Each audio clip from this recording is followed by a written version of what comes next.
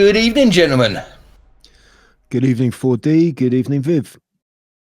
Good evening, Bronze. Good evening, 4D.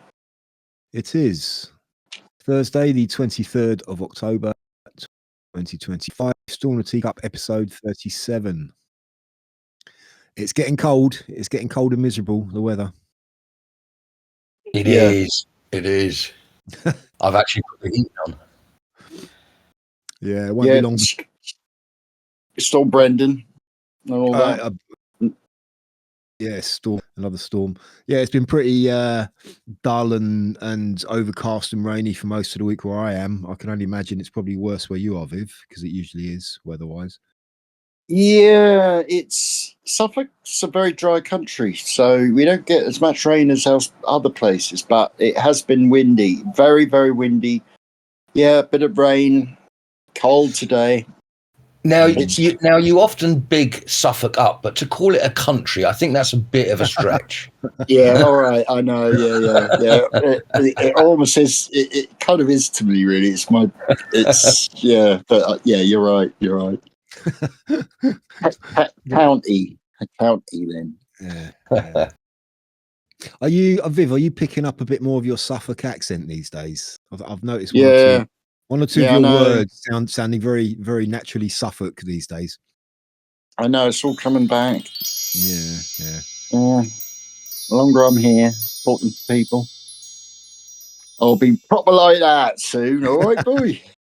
You're right there. Yeah, it's bad. Well, I've only ever been there twice, and both times it seemed like a nice area to me. So, good luck to you. Yeah, it really is. Yeah, yeah. I mean, but it's the most deprived place. Everywhere's deprived now. That's the problem. Some places are doing all right, but yeah, in general. Where are those places? I'd like to know. Well, they're places like Aldborough, Southwold, Richmond, Hampstead.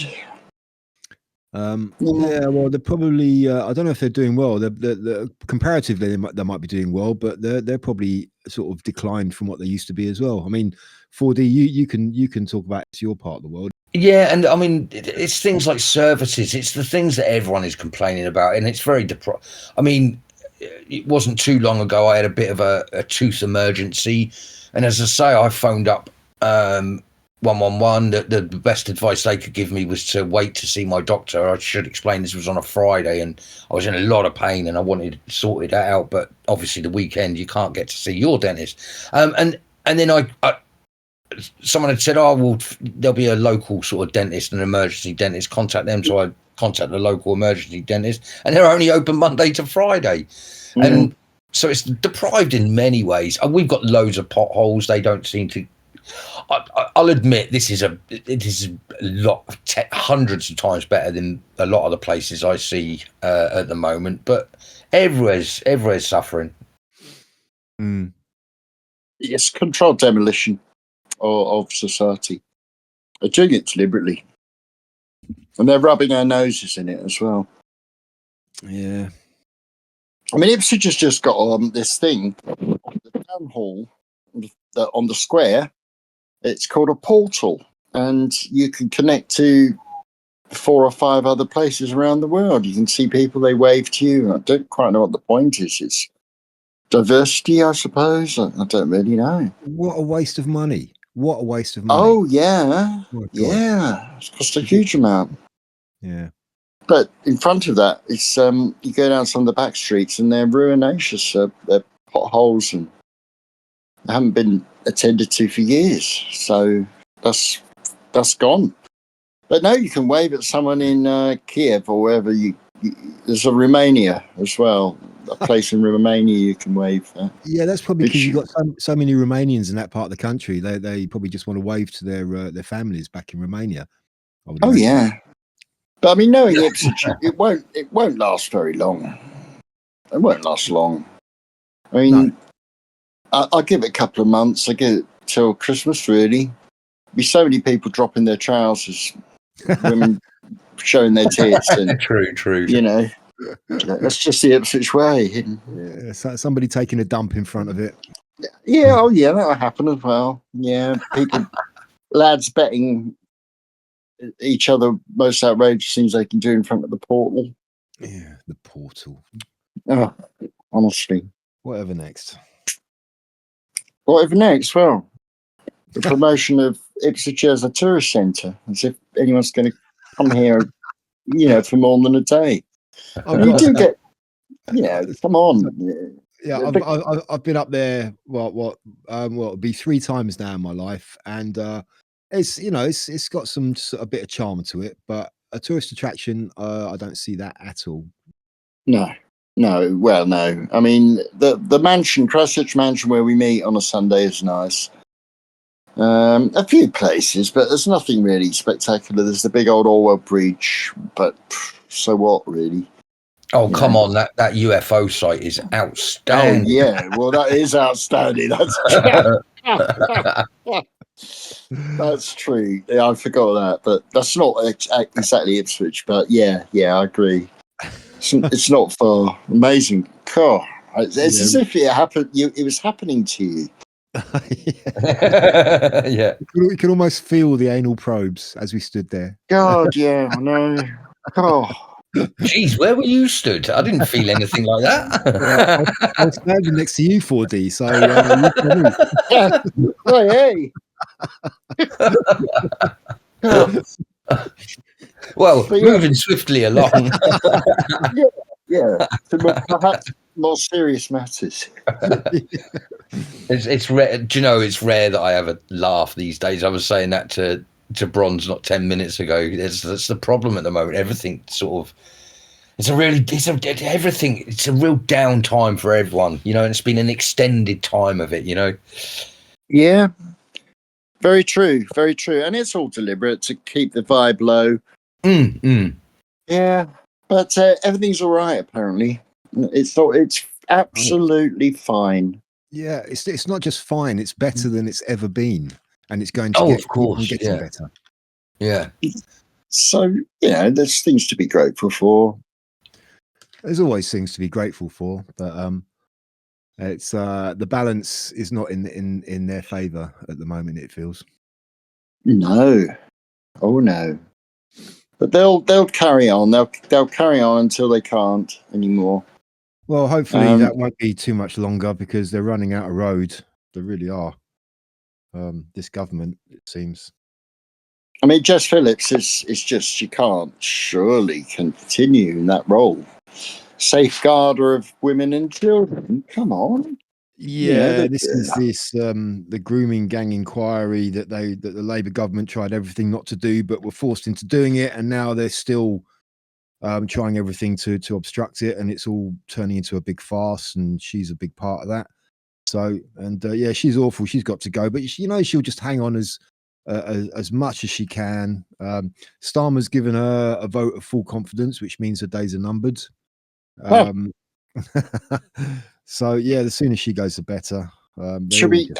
She'll be howling about sexism and how she was forced out because she's a woman. Yeah, of course. Not all the dog whistles. Not really the fact that she's utterly shit and incompetent. Well, not just that, but she's deliberately obstructed this at every stage. This grooming gang inquiry.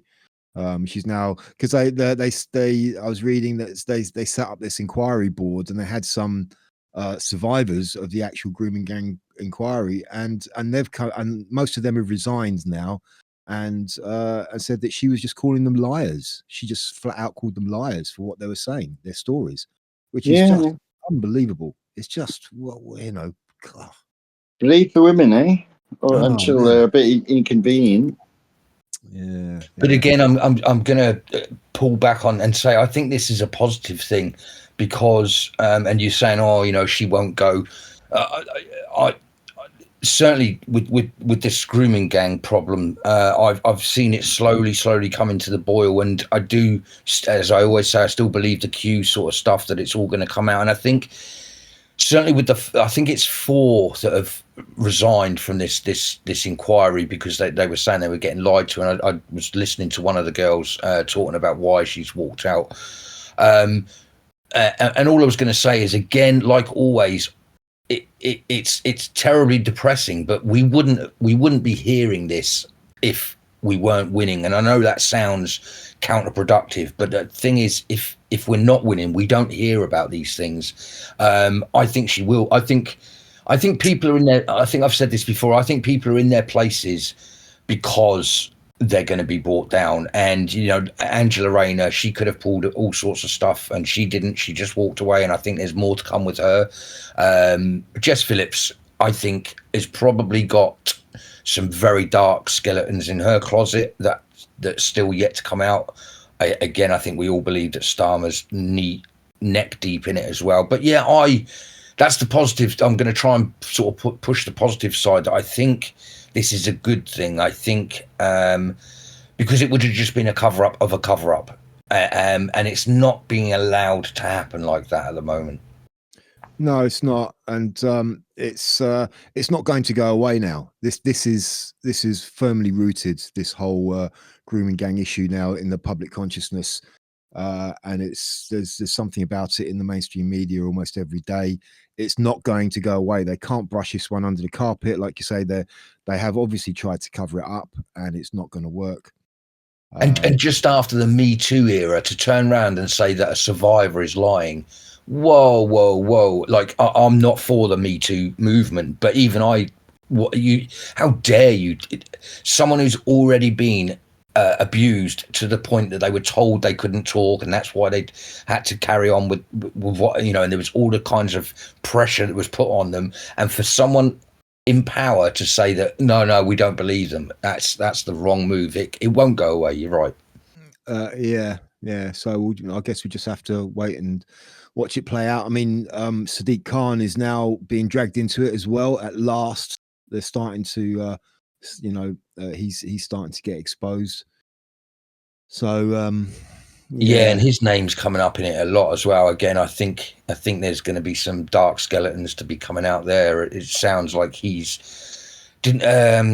I don't know who I was listening to, and Bronze normally fills us in with the details, but someone had reported that the 5 or 6 specific cases that had been shown to Khan that have been signed off by Khan, and the fact that so he's aware of it, because it was some really, again, as they all are, horrific storylines. Yeah, I think that was a report that was done into it. It was going back. I mean, that might have been probably somewhere around 10 years ago, I think it was. And he read it and he commented on it. And yeah. Just vacuous platitudes. Oh yes, blah, blah, we must help and look out for this. So that it's on record that he saw it, that he's seen it, and then later on, more recently, in the London Assembly, Susan Hall asked him what he knew about grooming gangs in London, and he just completely he tried to rope her into making some kind of statement that they could smear her as being racist, but she didn't fall for it. He was just saying, grooming gangs, what are those? And he just literally said, I don't know what they are. Please explain, please. And he wanted her to come out and say, Pakistani Muslim rape gangs, which she didn't fall into that trap.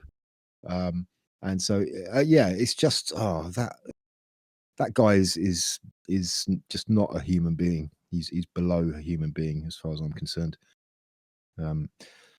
He is actually disgusting. He is right. Absolute scum. Absolute.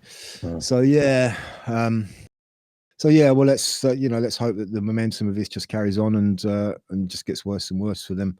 But yeah, it's exposure. Like you said, 4D. It's the exposure is necessary, and they can't. It is.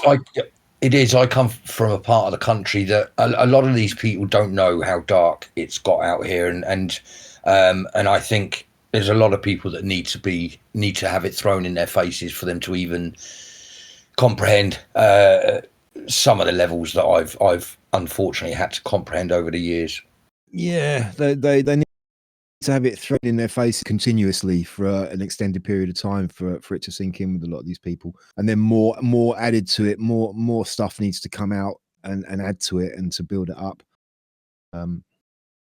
And it's going to be. I mean, we talk about it very blasely, but just this one subject, this grooming gang problem in the UK.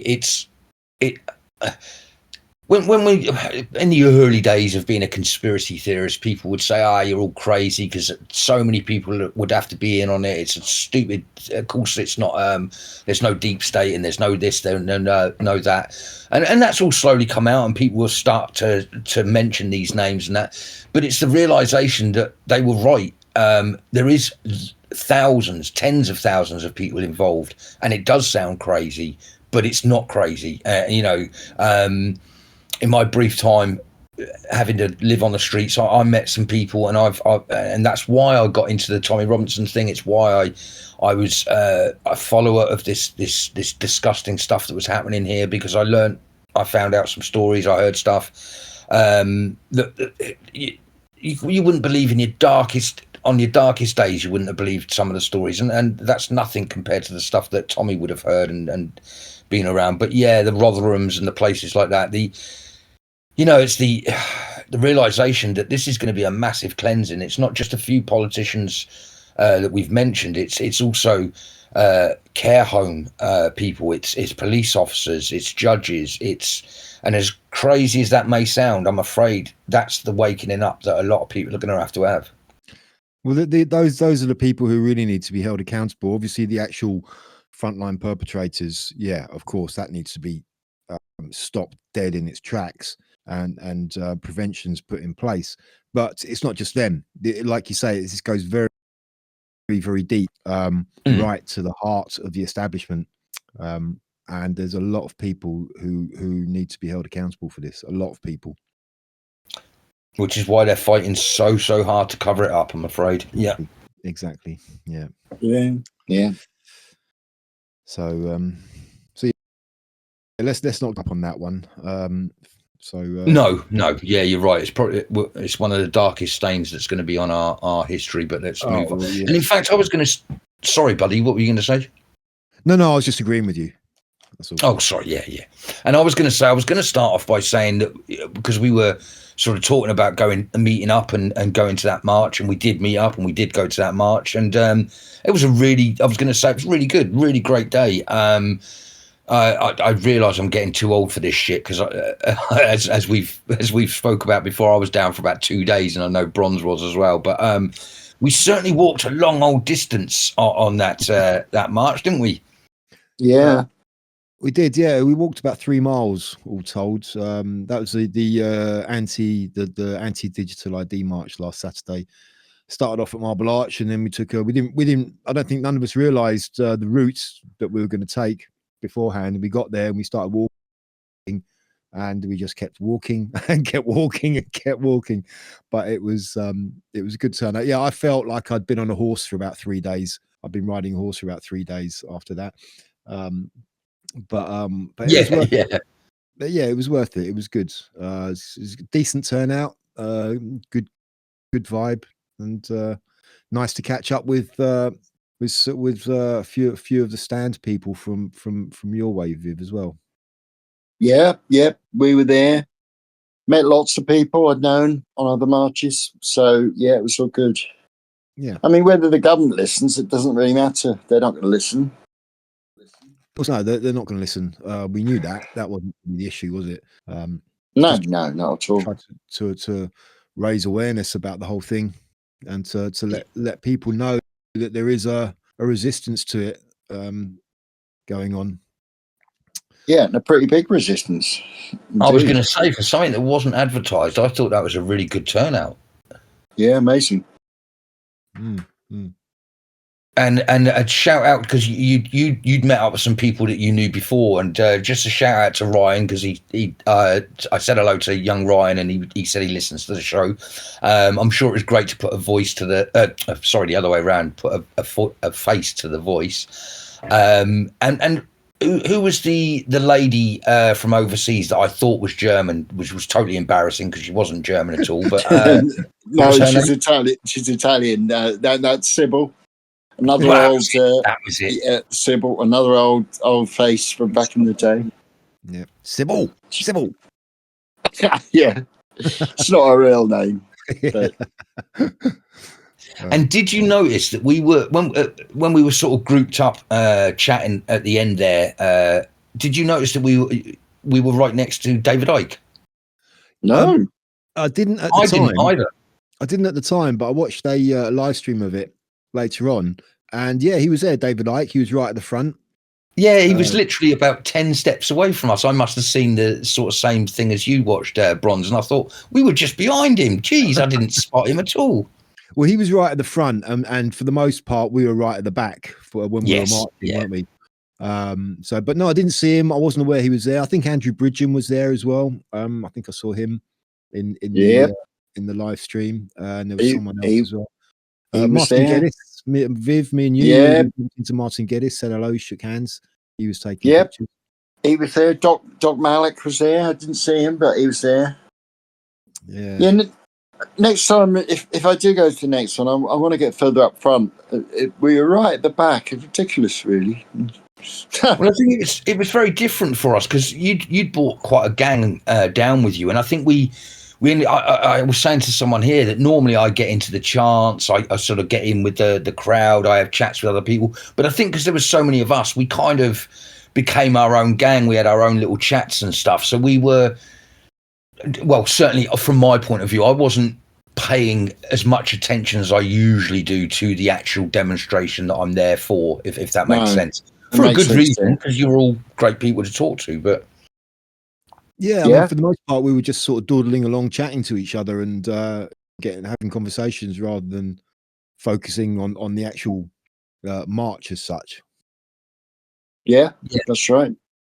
But that was good. It was all right. So, I mean, it's no great harm, but you're a bit out of the mainstream. When I watch the streams, I realised, we're right at the back, you know. So, but, you know, that's all right. I slightly embarrassed myself, although I don't think it's embarrassing because you can't know all of the cap badges in the British Army. But there was a guy stood next to us with his berry on. A shout out to you, fella. I know you've subbed, so you may even be listening. But I kept on looking at him, and I thought I don't know that cap badge, and I don't know all the cap badges, but I did float around, and so I met a lot of them. But yeah, so I wandered over to him to ask what his cap badge was, and he was one of the King's Guard, I believe you were, weren't you? And hadn't seen that cap badge before, so that was quite cool. But yeah, I was chatting to one of your. I had a great long conversation about Christianity with one of your lads. I won't say their names, but yeah, great conversation. With a long conversation with him. I know who that is. Yeah, I know who it was. Yeah, it was a really interesting conversation, actually. Yeah, I think you started talking to him just after we left Marble Arch, and and you were still talking to him about half an hour later when we were way down the road. I turned around, where's Fordy? Oh, he's still chatting with him. Yeah. Having a good conversation. I always find those. It's one of those things I love. When two people have completely different views on something, but can have a decent conversation about it still, it's it's the part of learning, isn't it? It's one thing the left can't do very well. Yeah, well, I mean, before we moved off and we were waiting at Marble Arch, I think Viv, you popped off to say hello to someone, and we were standing there, and that little woman came up to us with some pamphlets talking about the revelation. It's here. This is it. Oh, yeah. And you just said, Not me, love. I'm a non-believer. Yeah. Wasting your time with me, love. She's always there. She's always at these demos. She's been there from the beginning. There's always a big Christian presence at these freedom kind of and resistance. Yeah, events, there is. They're always there. Well, when someone says, what does it mean to be British? That's one of the things that means to be British. We are a Christian country, whether you're a believer or not, as we've often said between the three of us. Even if you're a Christian anarchist. Yeah, I love the flag, and you get a lot of attention for the flag because it's kind of no one else has that one, really. No one has that one. So, I mean, that's part of the reason I chose it, because I thought, they ain't going to have that. There isn't going to be that one. And there wasn't. It was very helpful as I was walking up to where everyone was congregating. That was on my mind. I thought, just look out for Viv's red and black Christian anarchist flag, and I saw it straight away. And I thought, there it is. Boom, made a beeline for it, and there you were. It was like, that's right. Yeah, it's instantly identifiable. So yeah, that worked. That worked. People are a bit puzzled by it, but so what? Yeah, you got a few inquiries, didn't you? Which is yeah, plenty of inquiries. yeah.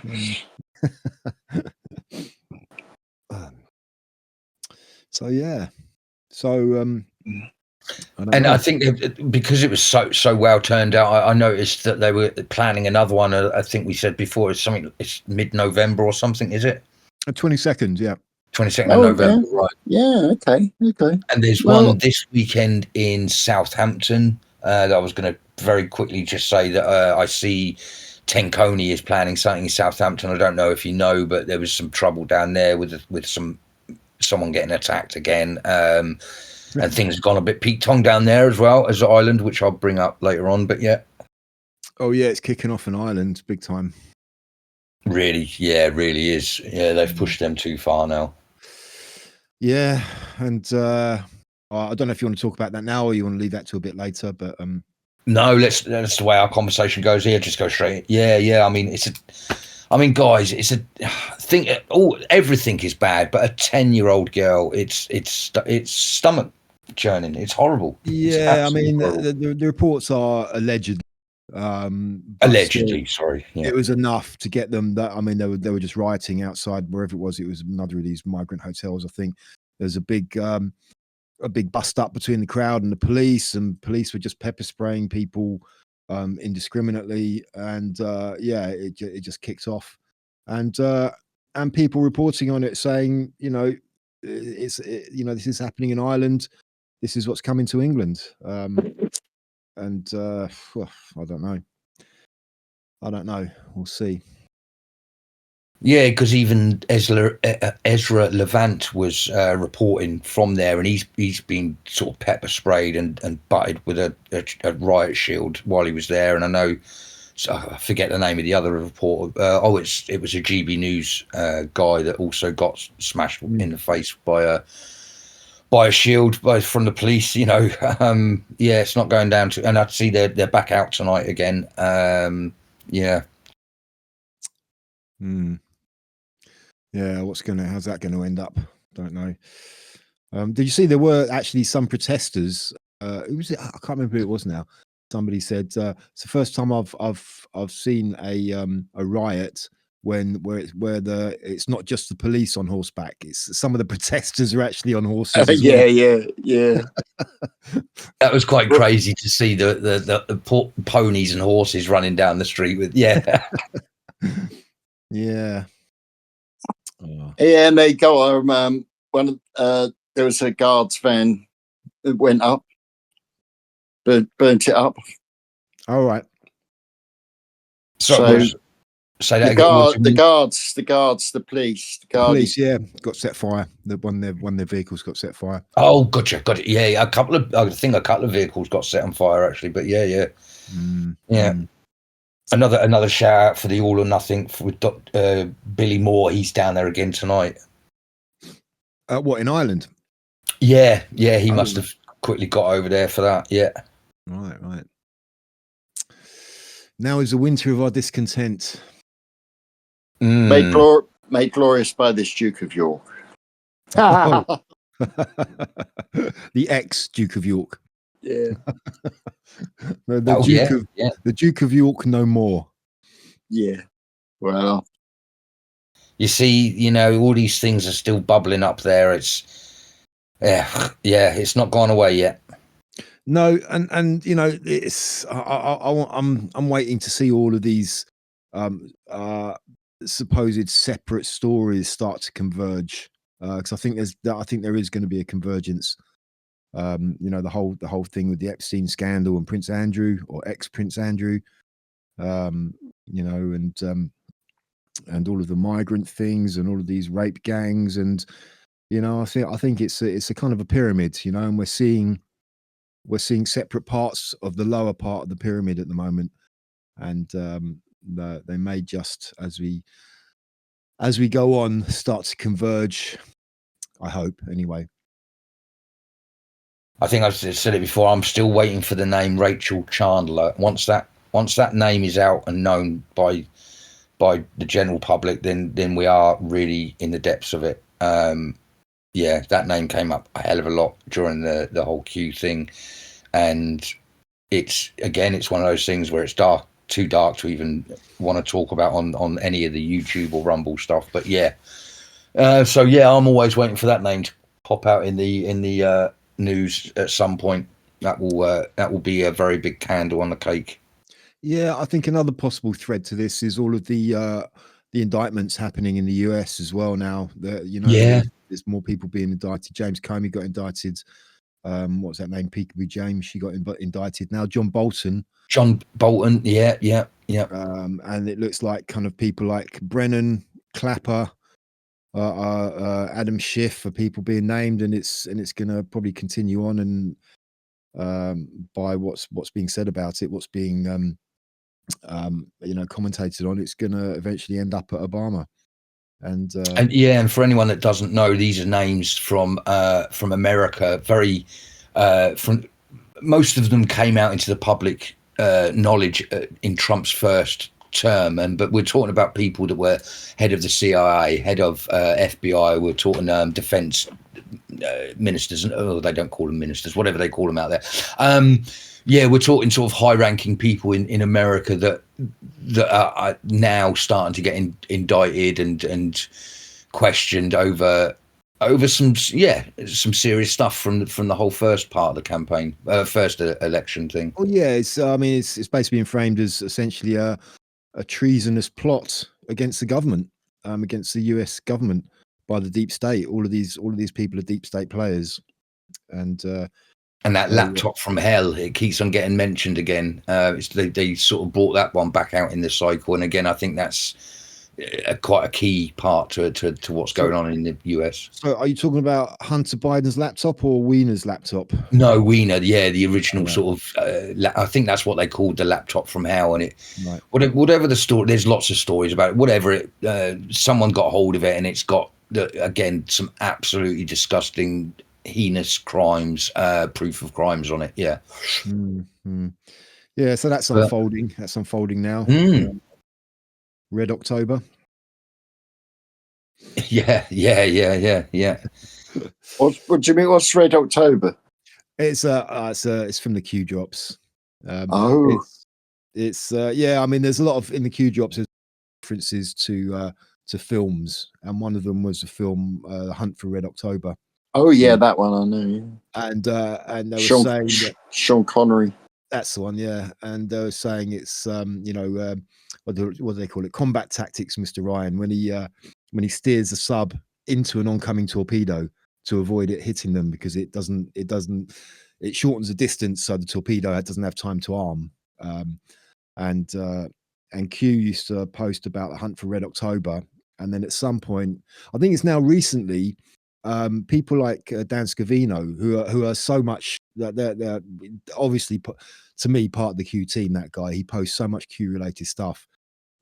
Yeah. Him and other associated people like that are posting stuff, but instead of saying Hunt for Red October, now they've now just dropped the hunt, and now it's just Red October, kind of insinuating that the hunting is over.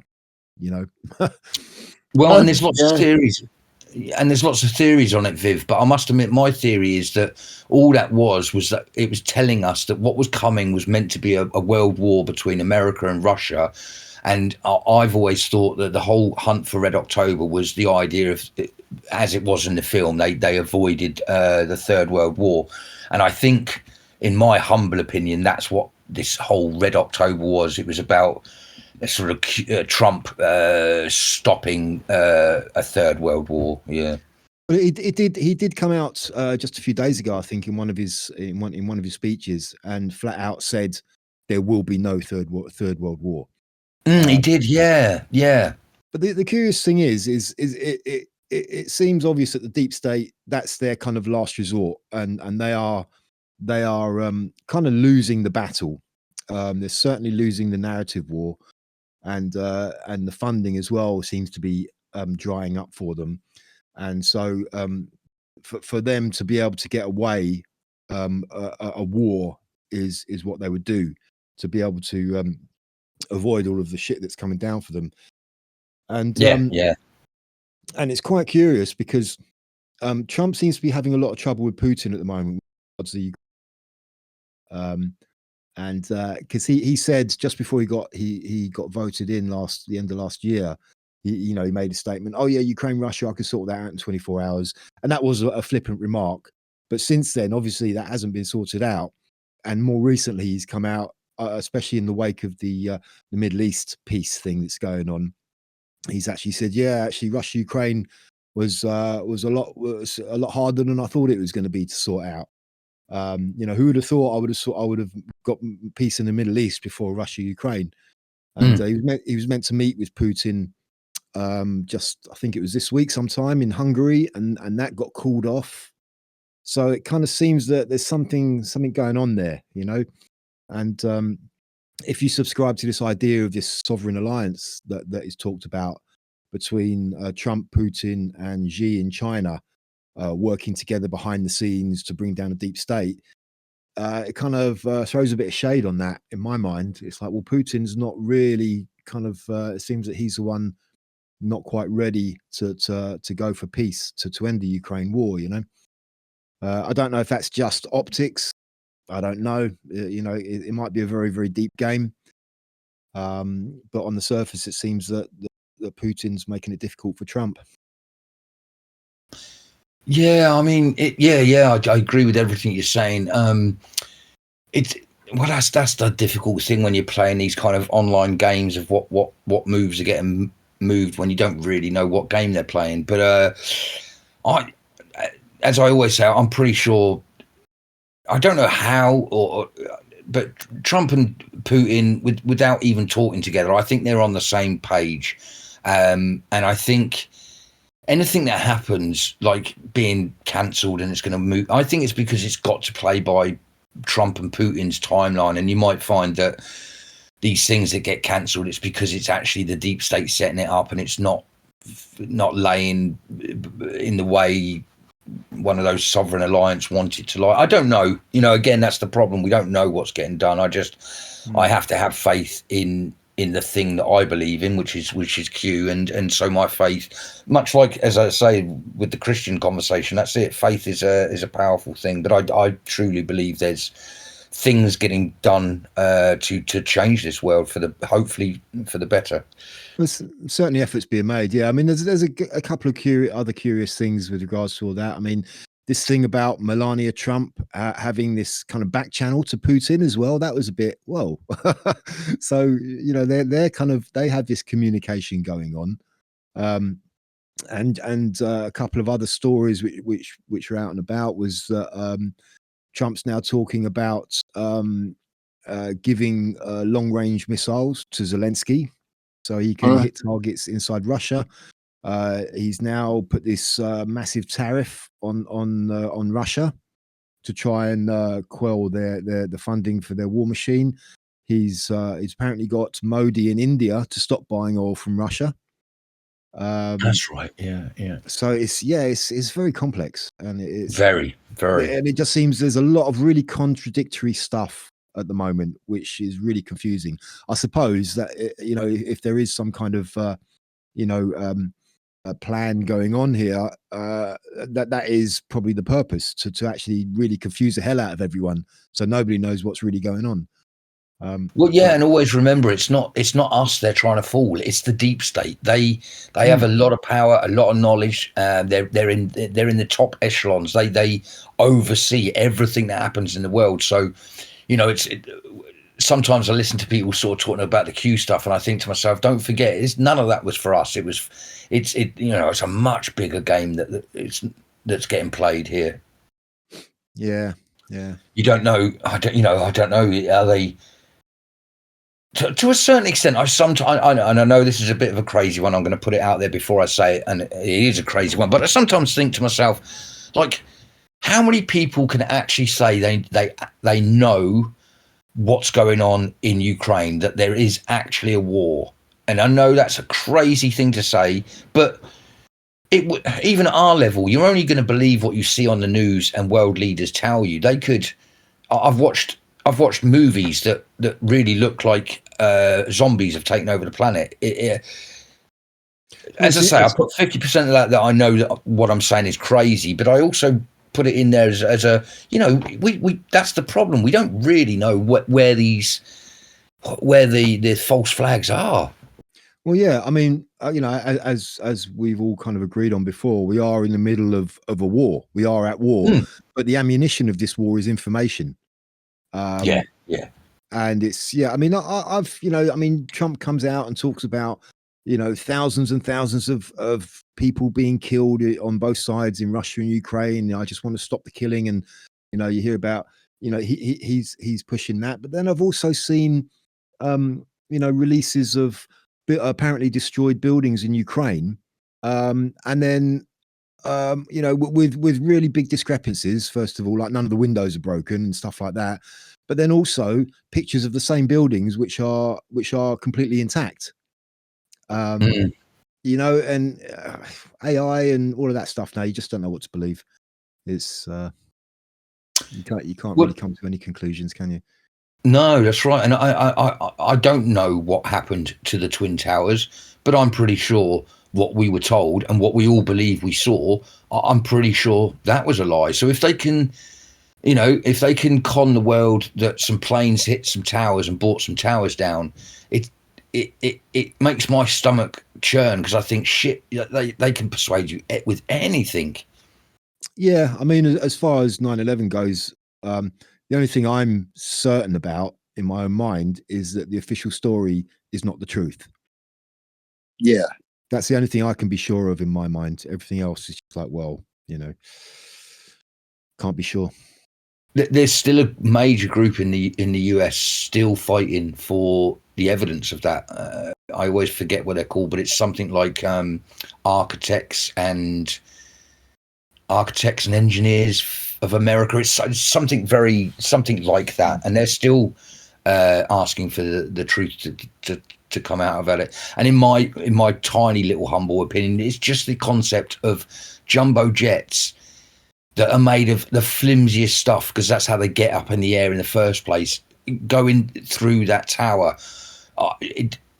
There's lots of other reasons, but that's my main reason. I just think, no, that wouldn't have happened like that. They would have crumpled up on the side. The building would have wobbled a bit. You wouldn't have, but it wouldn't have done that. Yeah, no, I mean, planes wouldn't have brought the buildings down like they came down, for sure. And then there's obviously Building 7, which didn't get hit by anything. It just collapsed in its own footprint. Just collapsed. Yeah. That was a controlled demolition. But did you watch that documentary that I linked to you a while back? It's a newish documentary called Codex 9/11.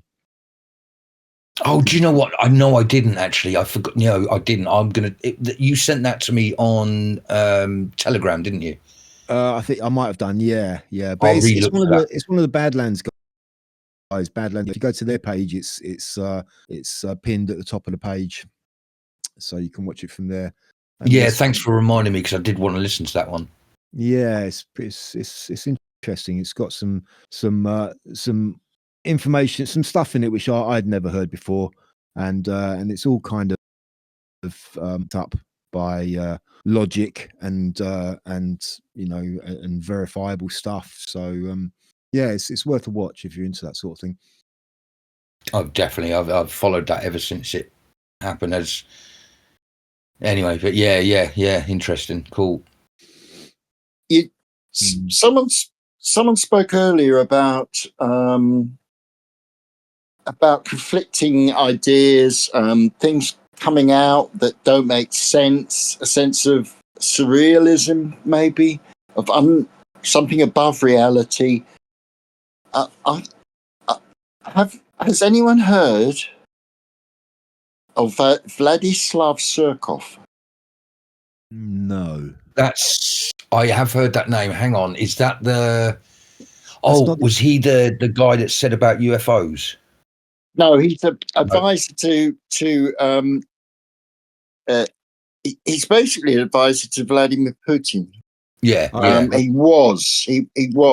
For a minute. He was a theatre director and an artist that was into postmodern art, and essentially he's applied the strangeness of postmodern art, where and the postmodernity, where there is no one truth, there's only your truth. He's applied it to politics. So he'll say contradictory things even in the same sentence, which are completely baffling. And his influence has spread to the West, and I wonder how important he is in the modern political scene. You don't really hear about him much, although he was in Hypernormalization, which is the Adam Curtis documentary about post-Russian politics. But yeah, Surkov. That's interesting. Yeah, Surkov. When you first said Surkov, I thought, is that the guy who played Gollum in Lord of the Rings? But obviously not. Andy Surkov. It's Andy Surkov. But that Yeah, reminds that's me. him. Yeah, my precious. But that concept reminds me a bit of the kind of concept of the like reality is there is no single reality is not a singular. It's the you have to talk about it in the plural, like realities, and it's not a noun, but it's a verb, Yeah, and yeah. that we all create our own reality. We all have our own, or each one of our realities. Every single one of us is different from everybody. Yeah, that's So a kind of pre-postmodernist idea. Yeah, I mean, the postmodernists say, oh, it's only your truth. We can play around with reality because there is no one reality. yeah, well, in a sense, we create our own reality. Yeah, yeah. But at the same time, there's still, I don't know. It's a bit mind bending. So is there no ultimate reality? I mean, There's consent. There is consensual reality. There's no doubt about that. When I and words are used for their consensual understanding. When I say chair, everyone knows what it means. There's no ambiguity there. Well, it could be a stool or there is ambiguity because you say chair and it could be a multitudinous of yeah. differences, it could be But it's still a place to put your bottom when you're sitting down. Yes. Yeah, but I've often said that it's still true that everyone's reality is different because, my friend is colorblind and I'm not. So therefore, when I go out into the world, I see a completely different world to her. And I know that's just one tiny aspect. But no, I think to a certain extent, I understand the concept that we all make our own reality. But it's when they push it too far that you can create your own immortality from changing your thought patterns and stuff. I certainly believe in positive mental attitude and making yourself happy and you can make yourself sad and this, that, and the other. But they take it down a real sort of sci-fi sort of thing where you're creating your own destiny, and I don't think that's sort of possible. No. Well, there's always external influences upon you. So you don't. If you could have complete control of yourself and your environment, then you could create your own destiny. But we don't have that. So there's always the random external influences that can impact upon us. Things that are out of our control. That as well, yeah. But our realities are basically created by our perceptions, which is basically our five senses, our central nervous system, and our brain. So it's not so much. So you said you have a friend who's colorblind. So say for instance, that person doesn't see the color green. They maybe just see it as a grey, a shade of grey. So they look at a tree, and all the leaves on that tree are grey, whereas to you it's green. Well, who's right? Are they green or are they grey? I think the reality is they're neither, because it's your brain and it's your your system of perception which is creating that, rather than that being inherent in the thing itself. Do you know what I mean? Yeah, and I think that's the deep paradox with it. I think it's the reality and perception as the kind of paradox. Which one of those do you want to say is more Yeah. Anyway, yes, yeah. well, yeah. I mean, circles technique. Well, first of all, shape takes precedence over colour. So at night, all cats are grey. Everything is grey at night, but the shape retains its form. You can see a pyramid or a square, but you can't really make out the colour in the moonlight because everything's grey. So colour is secondary. Yeah. No, I think we had this argument before, but also a pyramid can look different shapes depending on where you perceive it from. So if I'm above the pyramid, it might look like a square to me, but you might perceive it from the left and see a triangle. Well, again, who's right? Yeah, for sure. Yeah, we did have this one before, so yeah, we have. I remember now. Yeah, I don't think we really resolved it, so maybe probably not going to do much better this time if we try. No, their minds greater than ours have struggled with these ones about perception and whether the I've got a whole book somewhere about the color red, and is red. Does everyone see red the same way? No, I don't think we do. I used to have a friend who was an artist, and he would see colors, and I'd say that's red. He goes, no, that's not red, and he would see colors different from me, and it was really bizarre. I couldn't get my head around it. Yeah. But or is it blue? It's like, oh yeah, that's blue. No, it's not. It's turquoise. No, it's blue. No, it's turquoise. It's just like, turquoise is a form of blue, though, isn't it? Blue green. It's it is. But it's not. Maybe you're a little bit colorblind. Who knows? Well, I mean, for me, if I saw a color which I thought was blue, I'd say it's blue. If I saw a color that I thought was turquoise, I'd say it's turquoise. Which, I mean, turquoise is tends to be a bit more of a greeny blue, isn't it? Yeah. A few years ago, the color teal was very popular. That's a kind of a greeny. It's sort of on the color spectrum. It's further on from from turquoise. Yeah. Do you think that was Microsoft Windows which brought that to the fore? Because that used to be very one possible. of the names of the colors in their color schemes, isn't it? Teal. It's like, what? Teal? Yep. Absolutely. Yeah. Everyone then started to know what teal was. It was pushed as a paint and as a clothing color. Yeah. Oh, everyone's wearing teal this season. It's far too feminine for me. In my world, there's browns, greens, blues, reds. I don't want any of the mixy colors. People say, oh, that's a little bit turquoise. No, I can't be done with all that. I just have the basic colors in my head. I didn't see the other ones. But it's funny enough that there are only three colors. There's red, green, and blue. If you're talking about the physical properties of light, every other color is made up of those three. And no, red, blue, not red, green. I said no. It's red, blue, and green. The three primary colors. Red, blue, and yellow. No. I was going to get onto that. This is the thing. This did my head in when I was a kid. When we started doing art at school, the teacher said three primary colors are red, blue, and yellow. And I was like, oh, okay, red, blue, and yellow. Three primary colors. You can make all the other colors by mixing a combination of those. And then we went into our physics class, and the physics teacher told us primary colors are red, blue, and green. And I was like, what? But it turns out that when you're doing painting, it's different from light. So I was just going to say, all it is about light reflection. But from an art, because I'm coming at it from an artist's point of view. The primary colors in art then are red, blue, and yellow, and you can because you can't make yellow from any other color, you can't make red from any other color, and you can't make blue from any other color, but you can make all the other colors from those three colors. Okay, when you get into physics and you talk about the refraction of light, it's a different concept. But I suppose it depends. What does it mean, primary colors, the three first colors? I'd still say artistically it must be.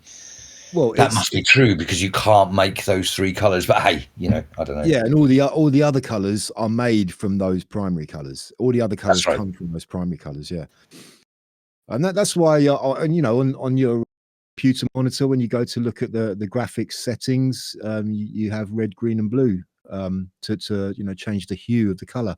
So on the old TV sets, I don't know if you remember, they used to have a little red, green, and blue emblem. Yeah, they did sometimes. Yeah. And that that's right. Yeah, true. Yeah, represented that. So yeah. And let's not get into black and white. Racist. Well, no, because they're not classed as colours. That's why we didn't get into them. They're shades.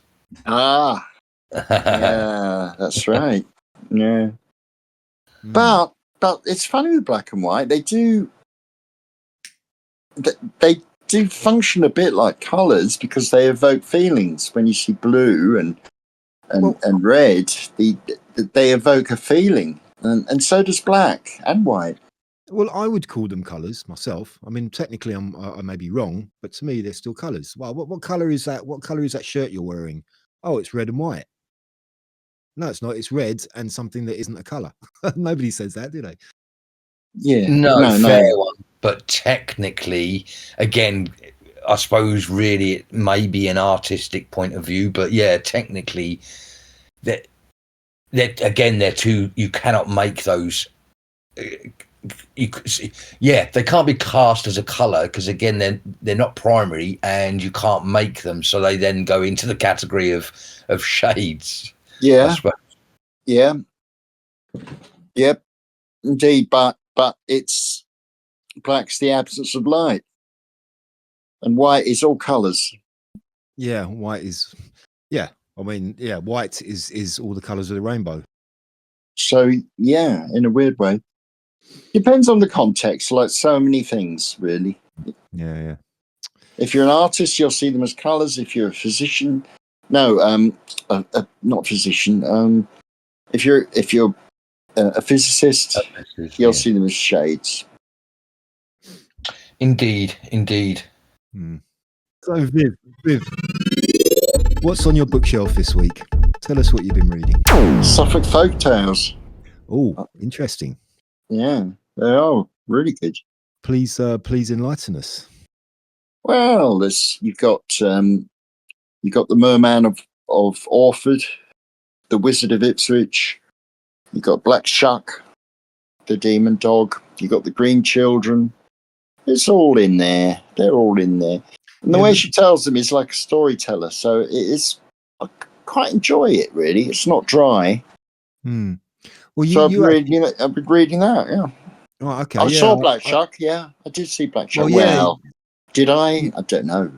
I was going to ask you on reflection. Do you think what you saw was Black Shuck?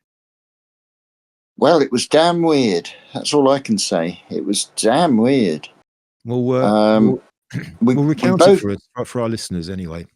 All two of them. all two of them. Yeah, we were on the road to Boxford, heard about a pub there, wanted to visit. And it was about 8 at night. It was dark. It was in November last year. And getting down into Boxford, it's a wooded area. And suddenly this thing moved very, very quickly, but jerkily. I mean, the driver, Louis, is a very good driver. Reaction time is 0.8 of a second. There was no time to react at all as this thing right in front of the car just across the road. Louis described it as a cutout, like a dark of the night. I could see it seemed to be shivering and morphing to me. It was very, very odd. Across the road, into the woods, the other side. Under a second. So obviously it went in front of the car. Your headlights were on. It was dark. So yeah, you didn't see any detail on it, or was no, it completely black? Completely black, darker than night. Wow. Darker than the surrounding night. And as I say, it did seem to be growing and contracting to me, although Louis said it was more like a cardboard cutout painted very dark, well, darkest black you can imagine. So featureless, completely featureless. You didn't notice no eyes, nothing, completely featureless. You couldn't see any hair. No hair. I mean, afterwards, and this is. I was talking to several people about this, and they said around Boxford, there has been other sightings. So it's not just us, and it's not just me on my own or someone else on their own. We both saw it at the same time. We both said, "What the hell was that?" Can you tell if it was on 2 legs or 4 legs or 8 legs or however many legs? It just moved very quickly. I just couldn't say. I couldn't say. I mean, rationally, I think maybe it was a puma. There have been puma sightings, but it was so fast and so odd, and it was so odd that we didn't really talk about it until a bit later when we got to the pub, and then we said, "Well, what the hell was that?" On the road to Boxford. The legend of Black Shuck goes back, hundreds and hundreds of years. The church in Blytheborough. One wintry night, a dog burst in, and it was the devil in the guise of a dog, and it charged around. It killed several people. It charged to several churches, pulled down the spires. It ended up in Bungay, a small town whose emblem now is Black Shuck. And it's said that if you meet him at night, you have to be very careful. It's not that you will die, but misfortune might be heading your way. How long ago was that story from, when it went into the church? That story was written down, I think, 16th century, maybe earlier. Was that about the same time as the Green Children? Green Children a bit earlier. Yeah, right. The Green Children appeared in Woolpit. Right. Completely green. They'd come out of a cave. I actually I randomly saw a YouTube about, I think I forwarded it on to you guys about the green. Yeah, I found it quite interesting actually, because I think you'd just mentioned it as just the Green Children and said no more about it. And then ironically, I saw something come up on my YouTube and watched it. And I found that quite an interest. There's loads of great stories like that that are unresolved. You don't know what the answer is. Yeah, English folklore is really very interesting. Some of the stories you get from English folklore, old English folklore. But yeah, the Green Children. I think I watched that. I think you posted that up, 4D, and I watched it, and it was like you said, these two green children turned up one day in Woolpit, and they couldn't speak any English. They couldn't speak anything. And they gradually, I think one of them, there's a boy and a girl, and the boy died, I believe, and the girl eventually she lost her green color. That they would only eat certain things, and the boy died, and the girl eventually just became a normal girl after a while. And I do wonder what happened to her after that. She what tale she would have to tell of where they came from. But long time ago. So, and I think it's very difficult, because one thing I will say about the British is we're very good storytellers. So you never know. I mean, I certainly think there's more to the world than we all know. So I'm not saying that there's nothing out there, but it's very, very difficult to know if it was just very clever storytelling that took on, or if these stories are true. And I'm sure we've each got hundreds of stories that we would have heard of folklore from this country or Ireland, Scotland. There's lots of them. We were great at folklore, and it's hard to know how much of any of them are true, isn't it? Yeah, I mean, I think a lot of it back in those days, a lot of them would be passed on by word of mouth. They wouldn't have. The literacy rates weren't particularly high, so most of them would like I said, been just passed on by word of mouth. And every time somebody new tells a story, it maybe changes a little bit, gets something else is added to it, and so these things can kind of as time passes become quite distorted from the original. And who knows if the original was even true? It might have just been somebody trying to tell a story to their kids one night, and it just grew from that. Yeah. Have either of you two? There's a great film. It would be far too triggering for me now, but it's called Enemy at the Gates. I don't know if either of you have seen that. Yes. Which one? I get that confused with Enemy of the State. Enemy at the Gate. It's not the sniper, the World War II one, is it? Yeah, it's the Russian sniper, and it's yes. Yeah, and the reason I bring that up in the same context, because that's the kind of idea where just by word of mouth, they sort of almost made him into a superhero sort of thing, so that you can inspire the people to not lose faith. And before you know it, your own story may have run out of control, sort of thing.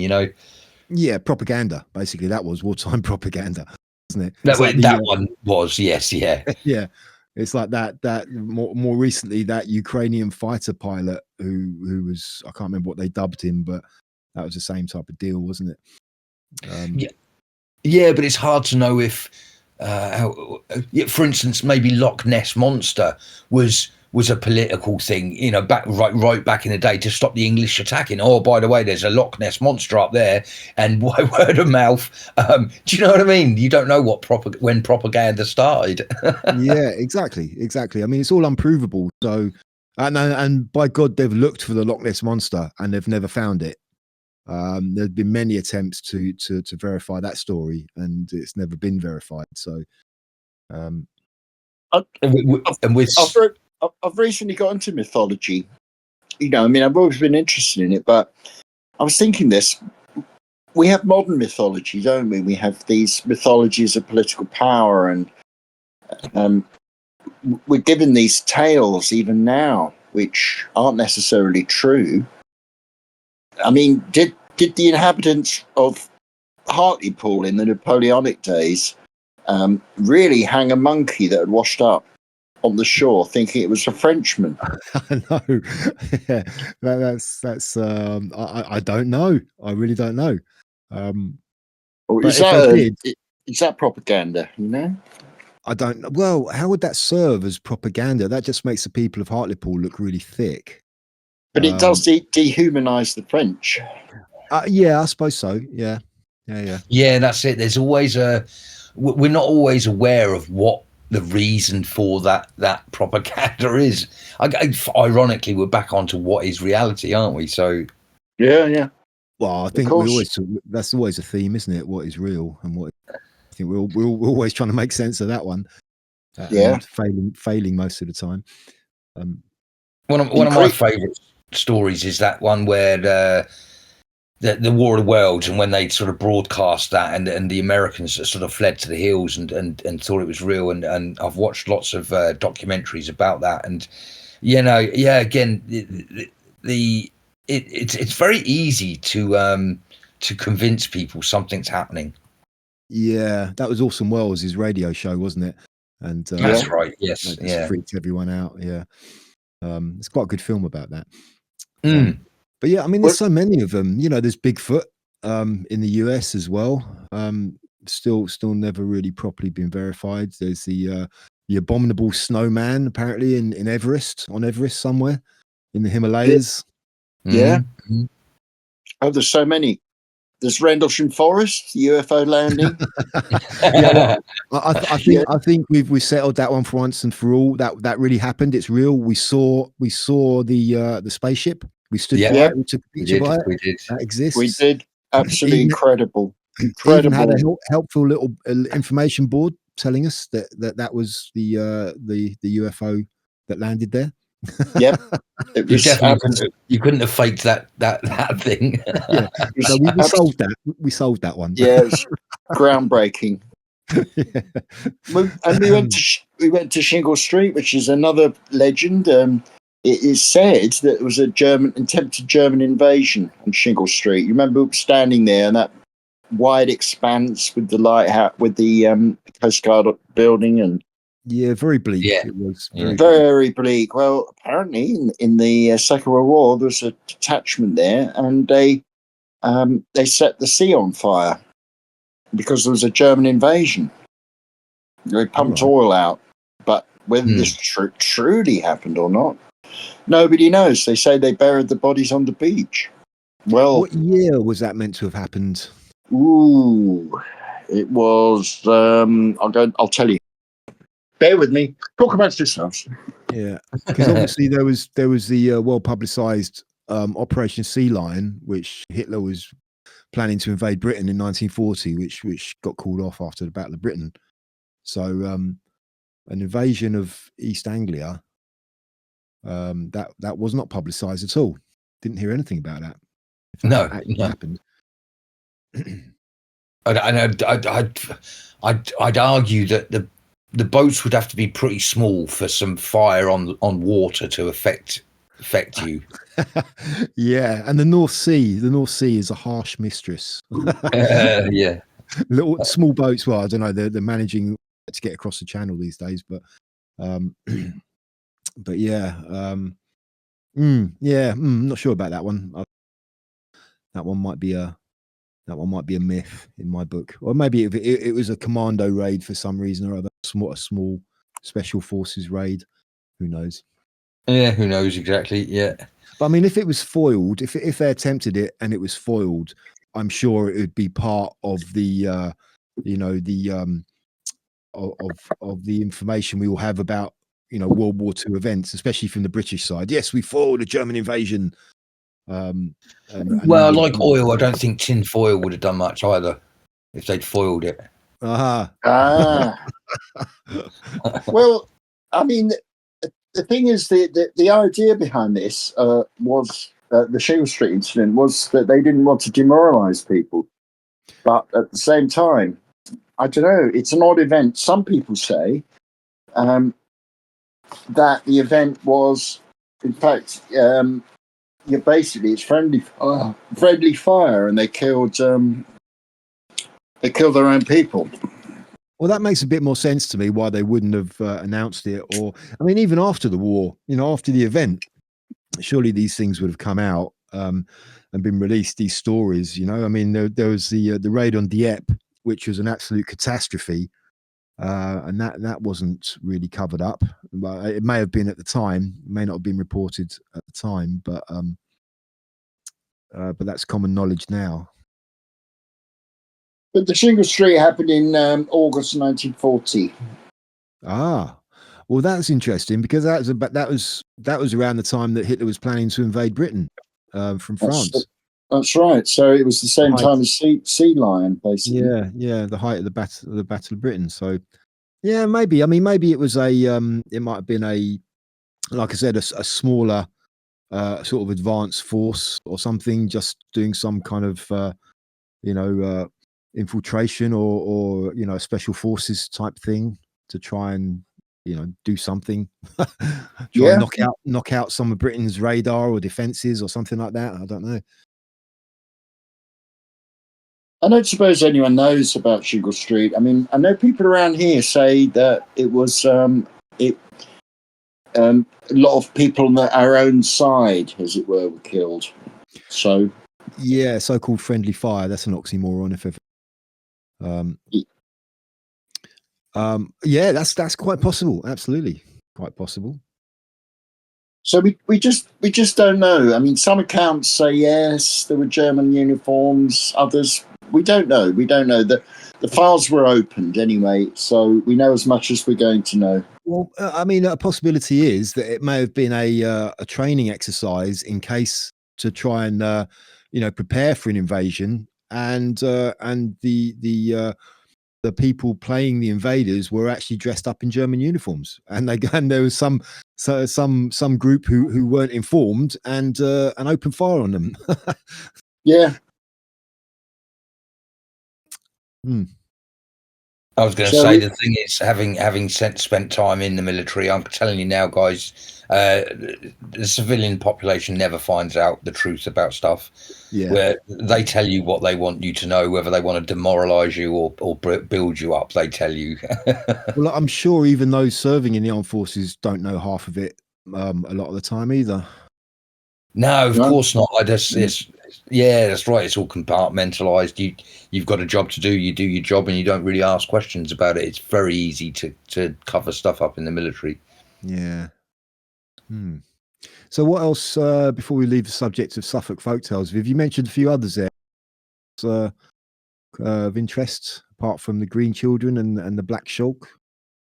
Yeah, those are probably the best known ones. But there are lots and lots of others. There are 30 of them. So there are all sorts of things. There are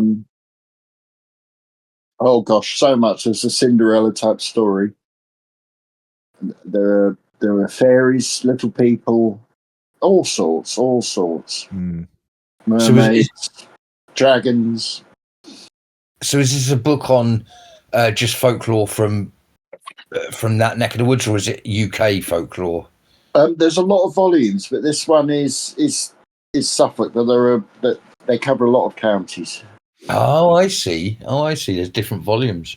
Oh yeah, so there'll be there's an Essex one, but there are others. There are a lot of So them. who's the writer of those again? Well, this woman is called Kirsty Hartsiotis, and she's a storyteller. But there are others. She's done one on Wiltshire. Mm. Yeah, I do like the British, well, the whole UK sort of folklore. There's the Devil's Causeway. That's a great thing to look at as well, or read into. Sorry, and for me, the best one is the whole Dark Ages. I still look into that every now and then, and again, I still don't think we know the truth about what happened in the Dark Ages. But yeah, there's so much folklore here. That's why, whether it's God, aliens, or dimensions, or ghosts, or whatever, everyone's got a belief system that there's more than meets the eye. But as I say, you just don't know, do you? No. Well, I think in any country, I don't think it's just kind of Britain. I think this is any country that has existed for so long and has such a long history. They all have these type of tales. They all have these local folk tales and myths. I mean, I'm sure every country in Europe has them, and beyond. I think it's just a kind of it comes with the territory in a way, Yeah. Yeah. I think I was probably just playing up on the whole that we are known for our great writing and great sort of mythology and storytelling, I suppose. But you're right. There's equally as good stories all over the world. Vampires and the whole, Vlad the Impaler, and how that changes into sort of bats turning into men and feeding off women, and then the whole werewolf story that great stories that come out. Yeah. Love them all.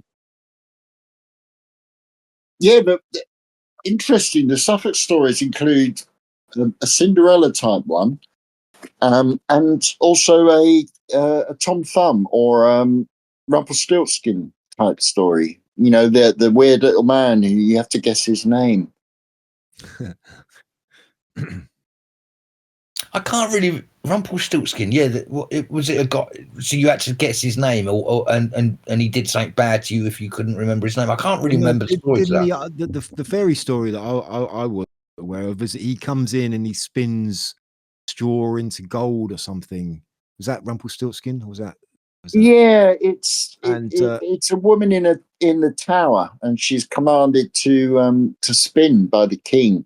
And she has to keep on spinning, and this little man suddenly appears and offers to help her. And so he does. He spins the spinning wheel and works all night and produces so much, this cloth. But he doesn't tell her his name, and she will be free of this if she guesses his name.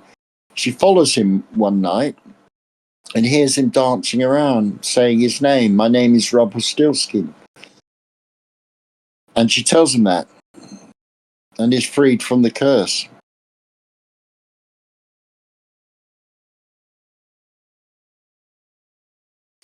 Everyone's struck dumb by that.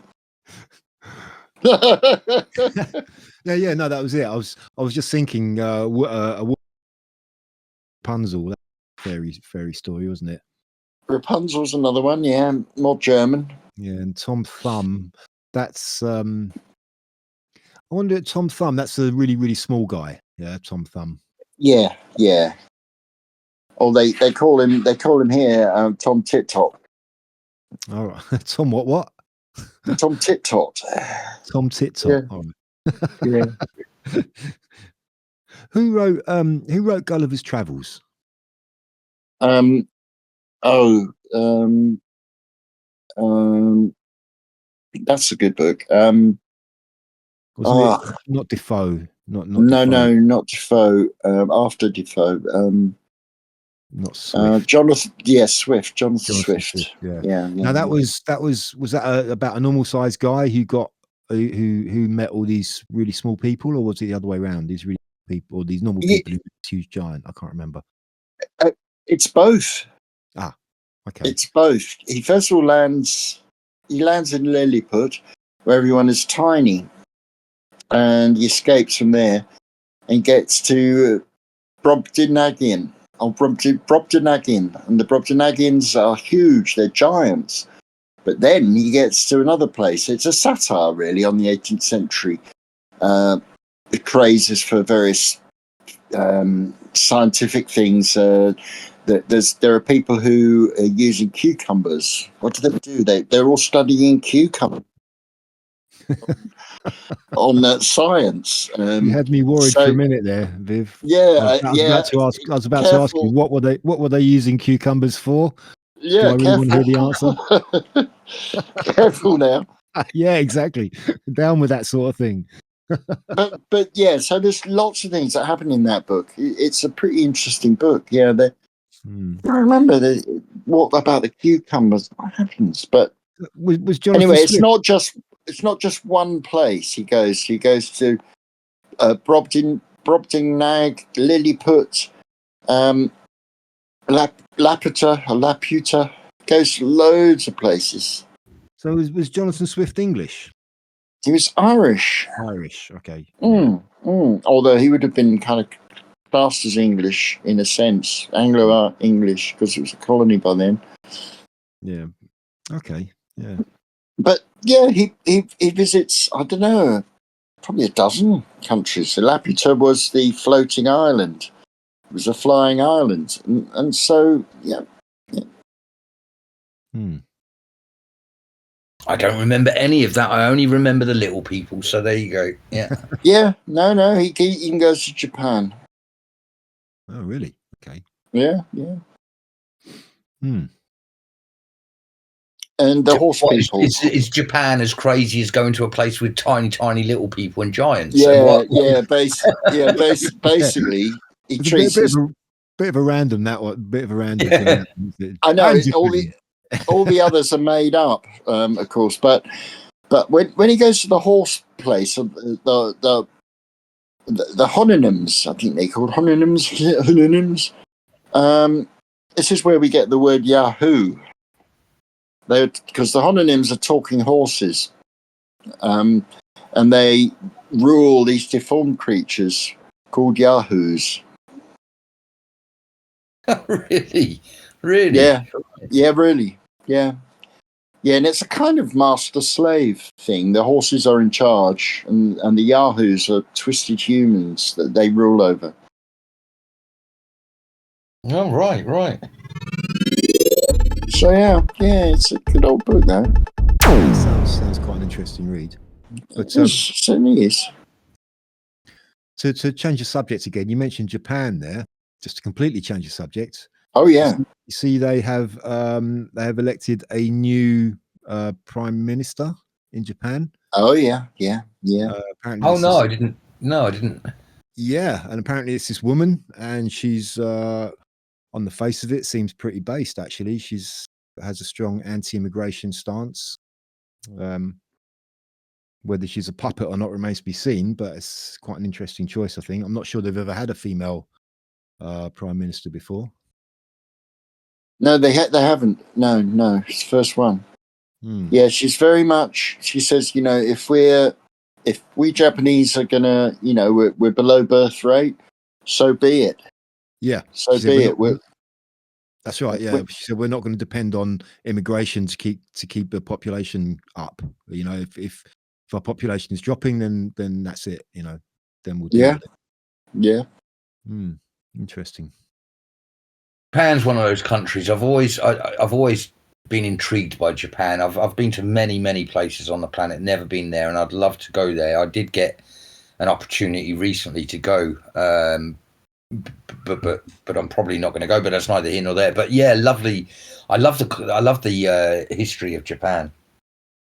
Yeah, Japan's really interesting. It's such a culturally, it's I don't know, probably one of the most different cultures to Western culture that we could find. I think, and it'd be Japan would be a very interesting place to go. Yeah, most certainly. Very, Yeah, I've read a lot about Japan actually. I've got very, very interested in it. It's an odd place. It's a bit like Britain on the other side of the world. You know, it was shut in. It's an island, a defensible island. It's got a very distinct culture, and yeah. and of course, as I think I said last week, it managed to modernise in about 50 years. Yeah, they From did. They go did. from being essentially medieval to becoming a modern superpower, really. Well, the transformation is quite startling because if you look at how the Imperial Japanese were during Second World War, they were absolutely barbaric. Not barbaric, but in terms of their army, they were kind of like the ISIS of their time. You know, if Yeah. you look at any accounts of the US forces fighting against them in World War II, they were absolutely they weren't afraid of death. They wouldn't take prisoners, and you know they were really like really would not give any quarter. That they were fanatical. They're absolutely fanatical. Oh yeah. Yeah. And you meet Japanese people nowadays, and they just seem some of the most polite people you would ever meet. I know. It's really weird. It's this whole thing about really humanity. I mean, Germany was the most cultured country, you know, incredible nation in Europe, and it descended into this madness of totalitarianism in the 20th century. A similar thing happened in Japan, incredibly cultured, and then there it goes. You know, in It was probably the this point of the Second World War. It was probably the point of the Second World War. They probably did it to bring, you know, for some crazy agenda. It was probably all for that. Yeah, well, there's a lot of rumours. There's lots of talk about the Japanese were lured into war, and they knew about Pearl Harbor. That Pearl Harbor was a provocation to bring Japan into the war. I don't know. Bring America into the war, you mean? To bring America into the war, yeah. Yeah. So yeah, I just don't know. I mean, Japan was on the side of the Allies in the First World War. Well, that was one of the they say that was. I mean, there's never a single cause for anything, but some accounts that I've come across say that their involvement with the Allies in the First World War was one of the main factors why they became such an expansionist nation militarily, leading up to the Second World Wars, because the Germans in the First World War, they had a base in China, and the UK was allied with Japan, and they said to Japan, look, if you attack the Germans and get them out of China, then we'll just leave you can do whatever you want in the Pacific, which they which they basically did up until they were defeated in World War II. Yeah. But yeah, they were absolutely fanatical. They had a pretty much ruled by a god emperor, and Hirohito, who they thought was part divine, which in itself is quite astounding when you look at the guy. He's just a little geeky guy with really thick glasses. It's like this guy's not it's not what I would consider to be a divine specimen. No. But yeah, and obviously that all changed after they lost. I mean, that must have been a massive cultural shift for them, losing the Second War, because they had this belief that they were unbeatable. They hadn't been beaten for thousands of years. They'd never lost a war. No. And they had this really unshakable belief that they're invincible. And the Americans, the US, paid to that. So yeah, it must have been a huge turnaround, a massive, massive cultural shift for the Japanese after But that. in a sense, Japan was forced to modernise by the arrival of Commodore Perry in as I said, in Tokyo Harbour in the 1850s, and they realised that they couldn't continue to run the country as a medieval feudal state. They had to modernise, and they did incredibly fast and efficiently. Yeah, well, So they had no natural resources of their own, so they had to go out and get them from other countries, which is why they yeah, became such an expansionist nation. yeah, and yeah, it is amazing what such a cultured people and how gentle they seem.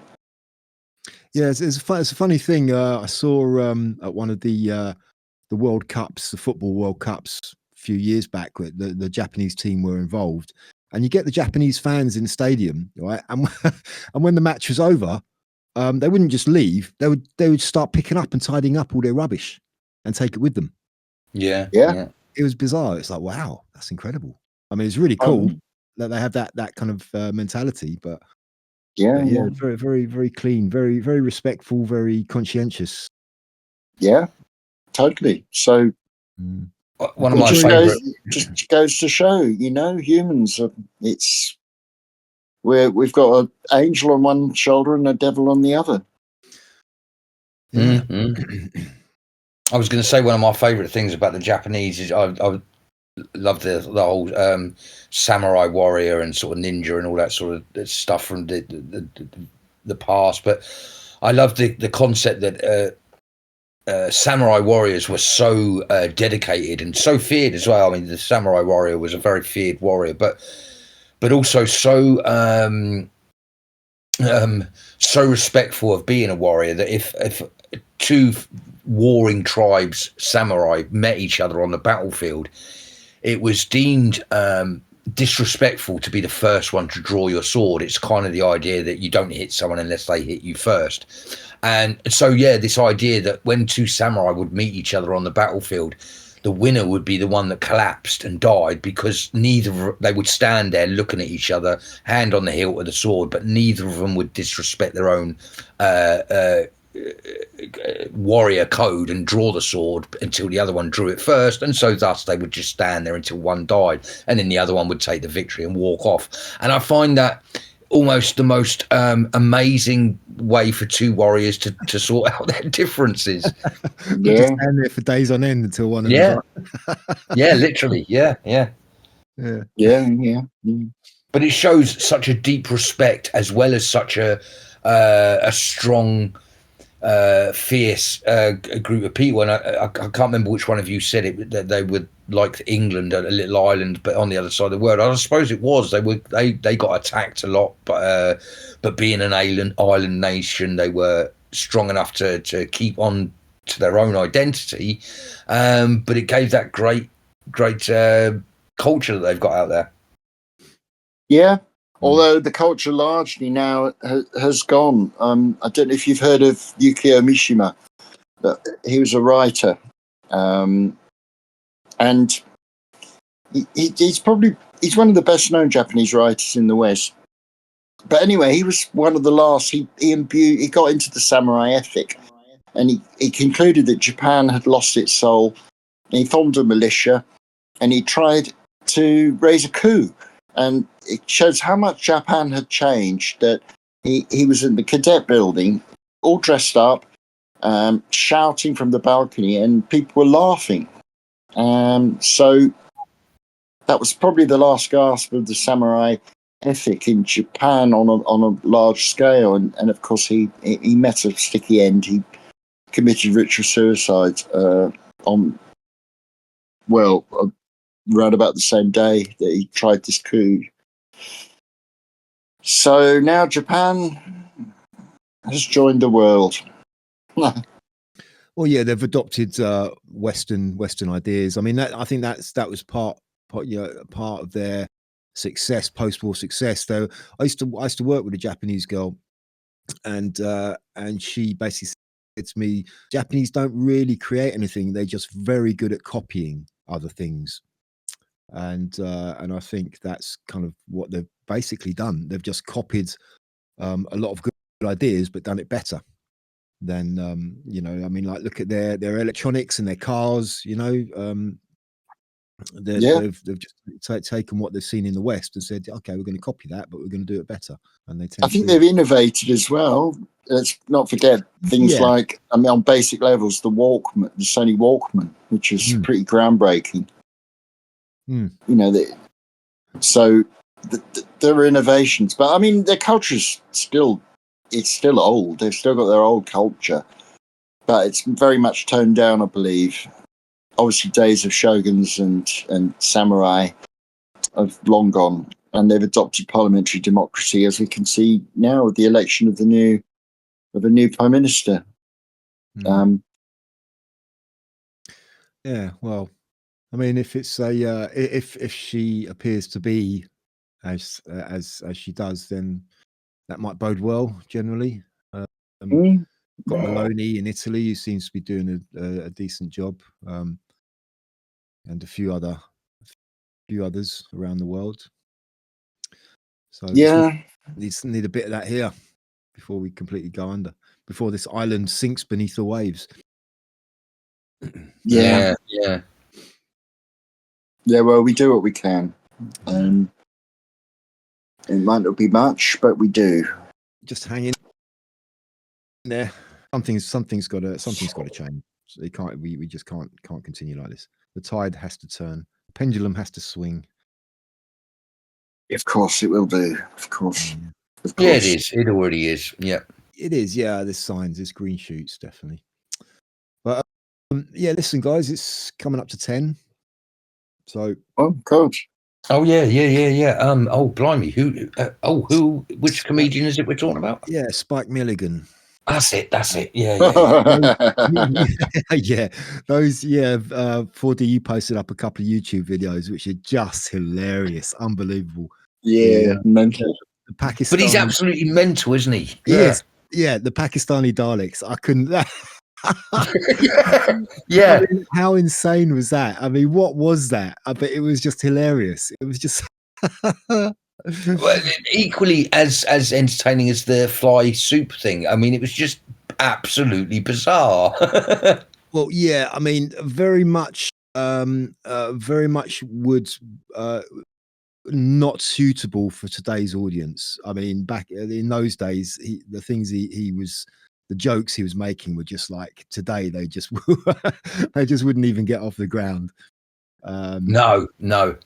I mean, which is a shame. It's a shame that we can't laugh at our differences anymore. Yeah, because I mean, he was Spike Milligan was born and spent his early years in India, and his dad was Irish, so a lot of his jokes tend to be either Irish themed or Indian Pakistani themed. That's right. Yeah. And the fly in my soup, the different nationalities, how they react to a fly in their soup. And the German one, oh my god, shooting it,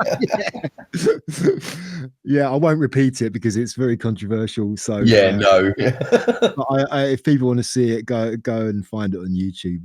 Spike Milligan, Fly in My Soup. It's quite funny. Yeah, very. I mean, there was curry and chips as well, which is not really remembered very fondly. Well, the Pakistani Dalek one, all the Dalek says is "put it in a curry, put it in a curry."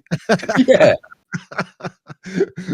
They're just trashing the place. Yeah, unbelievable. So, and I mean, again, to a certain extent, he may have got away with it today because he's kind of allowed, because he had that multicultural background to his existence. So I suppose in a way he was allowed to sort of take the mickey out of those two cultures because that's where his roots were from.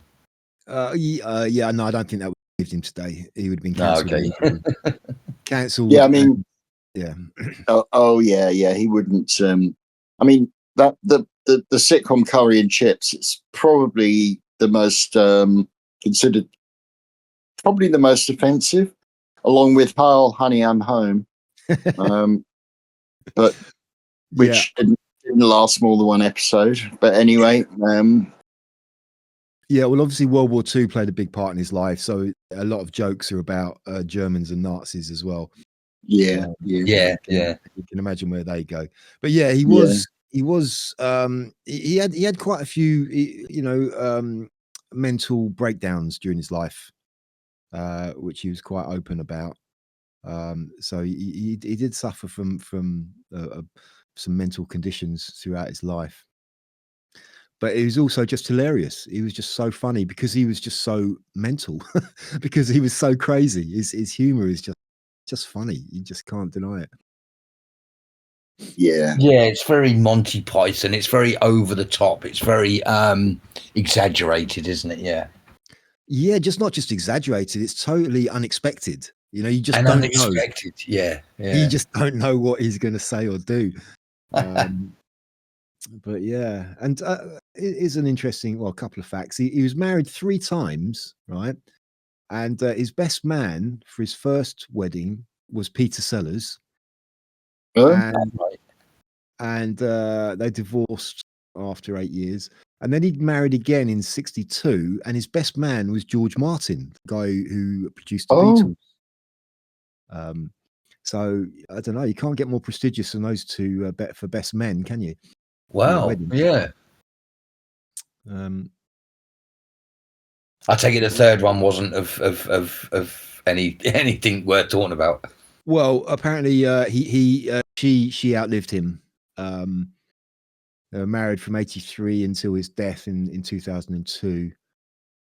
She died in 2011. Yeah, I thought you said he was married 3 times. Sorry. Yeah, he was. Yeah, the first marriage was 52 till 60 when they divorced. The second marriage was 62 till 78. His wife died of cancer in 78. And the third marriage was, as I said, 83 until he died in 2002. And he left that last marriage, he left everything to his entire estate to his wife. And his children tried to overturn the will. And but that was overruled by by the courts. So yeah, a bit contentious. But yeah, quite a few children. Yeah, quite a few children. Not all within wedlock, really.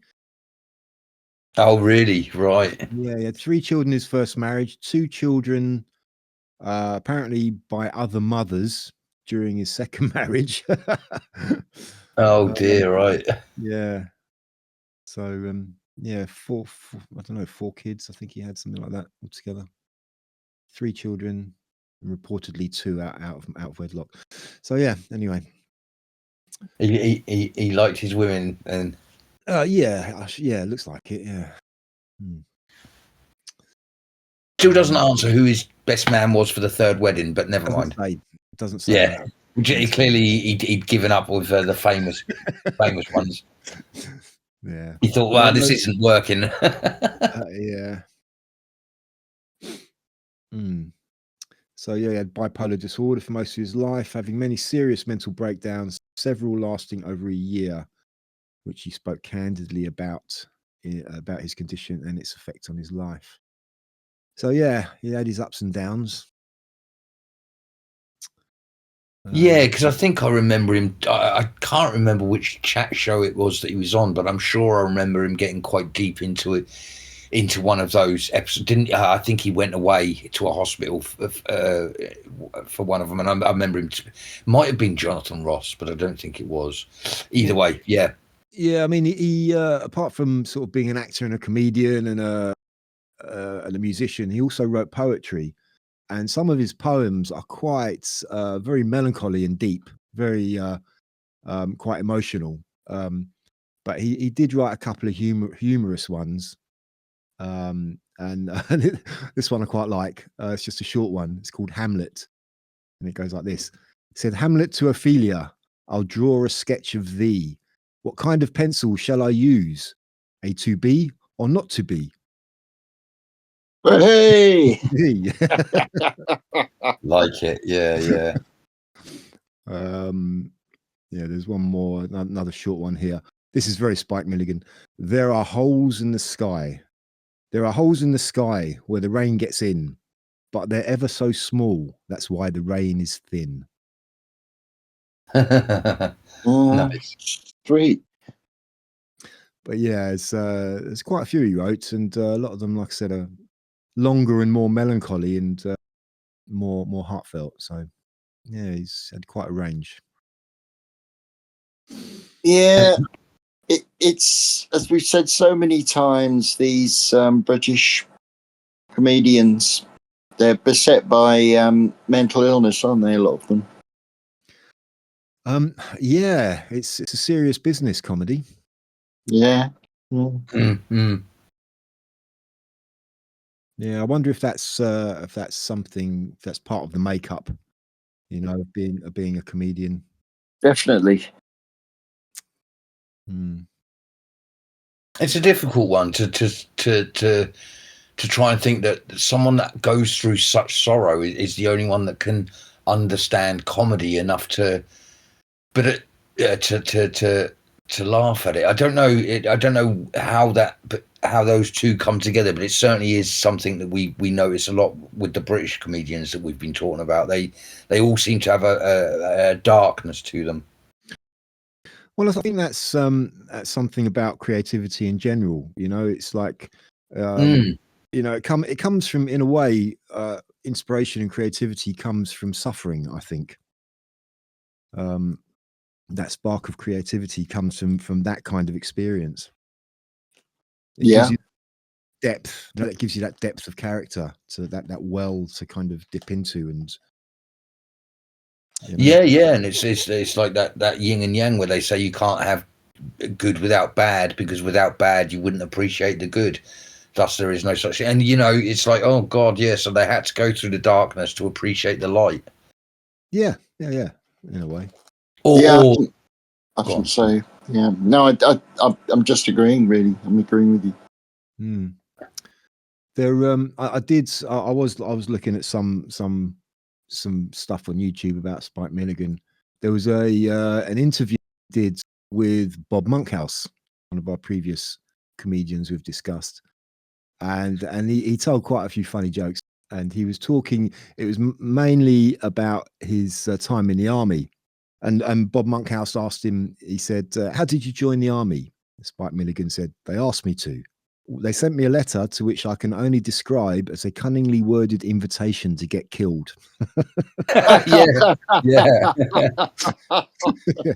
How true. Yeah. He said, "After enlistment, I was sent up in front of the major. He asked me, 'Where are you from?' I said, 'London.' He said, 'Which part?' He said, 'All of me.'" Yeah. Bless it. And then he went on about the food. He said, "The food was so bad, I'm surprised they didn't ask for volunteers to eat it." And then he said, "I was being served some food one time and I asked, 'What is this?' And the guy said, 'It's bean stew.' And he said, 'I don't care what it's been. What is it now?'" What is it now? Yeah. So and then he told, "No, this one was a joke. I don't think this obviously didn't really happen." But he said there was at the barracks there was a new flagpole, and the sergeant said to a soldier, he goes, "I want you to measure the height of that flagpole." And the soldier looked up at it, and it was too tall. He couldn't reach the top, so he sawed it off at the base, laid it down flat on the ground, and measured it that way. And the sergeant came over and said, "What are you doing?" He said, "I'm measuring the flagpole, sir."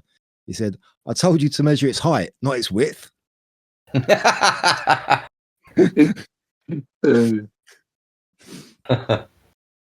Bless him. Yeah. No, I mean, it makes me think about this cancel culture that we've had and how there's attempts to remove the past, to sanitize the past, but you can't. It happened. And okay, shows like Curry and Chips, blacking up now is not really. It's really frowned upon unless you're what's that Canadian fella's name? Johnson. Oh, Trudeau. It's all right for Trudeau to do that. Yeah, he can Apparently do that. it is, yeah. I mean, that was never really. I mean, actors playing darker skinned people in films. It's like, yeah, I don't see a problem with that. But when you get onto the kind of the Al Jolson type thing, then that's a bit like, yeah, Yeah, it's a bit embarrassing, really. yeah, you don't really need to go that far. No, the black and white minstrel show. Oh dear. Oh man, I wonder if there's any clips of that available on YouTube. Of course there are. Yeah. Oh really? They're still up. They're still allowed. Wow. Oh, They've yeah, got yeah. disclaimers and all the comments of people saying, "Oh, this is how terrible it used to be," and what a racist country we were, and blah blah blah blah. Yeah. Yeah. But the past happened, as I said. Well, yeah. I mean, this is my argument why we should live longer, so we can keep these memories alive. Because once you get a new generation come up and they're not aware of these things, they never will be aware of them. They die. That's why we've got to keep hold of strong family ties, because that's exactly answers your question. That's how you extend your life, is by having kids and passing everything you can on to them. Unfortunately, that's all broken down now. Yeah. Anyway, Spike Milligan. Bless him. Yeah. A truly unique character. Truly unique, mental person. I mean, the idea that he was racist as well. He was strongly opposed to the Oswald Moses British Union fascists, so much so that he joined the Communist Party to oppose them. So that's I don't know. Yeah, don't know really. In his youth. No, I mean, it's like what is termed racist nowadays. The definition of racism has become so these days and distorted. It's been so overused and misused. And by today's standards, a lot of that stuff is considered racist. But in those days, it wasn't racist. It wasn't it's making fun of stereotypes, basically. The idea of curry and chips was in fact the opposite of what it was banned for, and it was meant to show that recent immigrants did face discrimination, and it didn't really kind of work like that. But that was the idea. It was written by Johnny Spate, who's also wrote Till Death Us Do Part, which is again, showing a bigoted character. Yeah.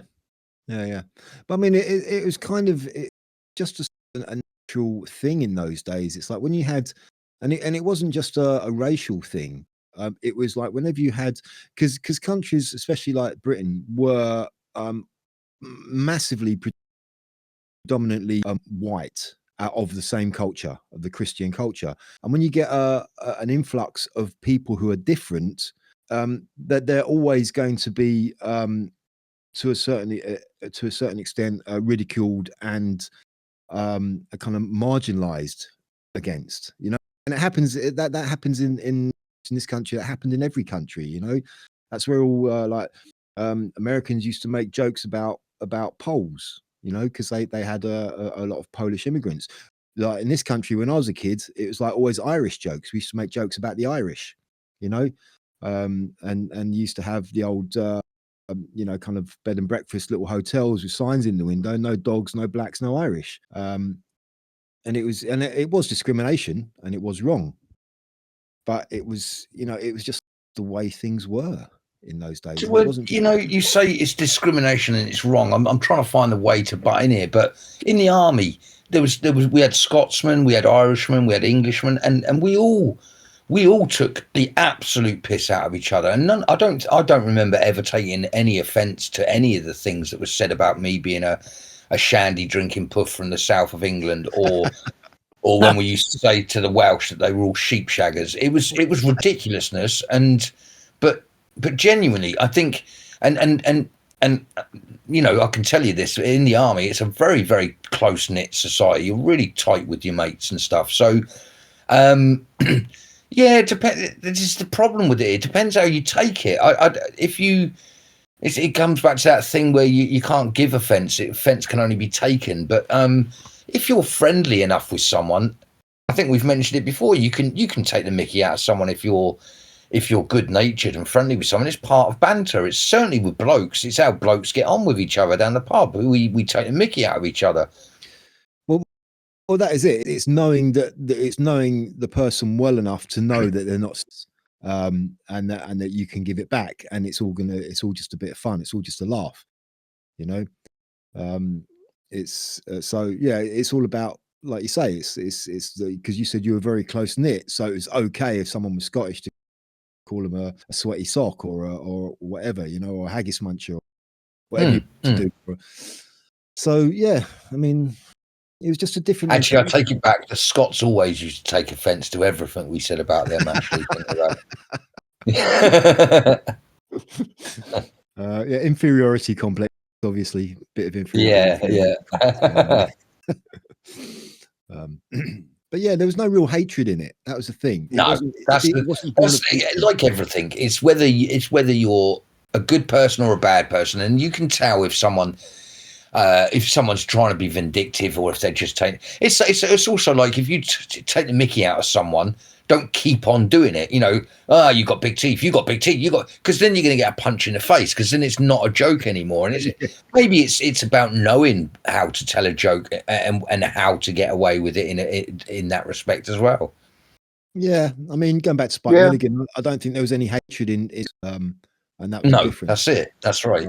Like you say, people these days might take offence to it, and I'm sure there's a lot of people who would or do take offence to it, but they're kind of not quite getting where it's coming from, or they're choosing to misread where it's coming from because it suits their personal narrative, if you like. Anyway, and as I say, with the fly in the soup, I don't think you're laughing at. You're not really laughing at the way he takes off different cultures. You're laughing at how absolutely ridiculous. As soon as you think, oh my God, what's he going to do next? Not that he's taking the mickey out of that person, but that he's taking the mickey out of himself in that respect. Yeah, in a way, yeah. Anyway, yeah. So I've got a few jokes if everyone's up for it. Yeah, go for it, buddy. Yeah. All right. Why was the beach wet? Because the seaweed.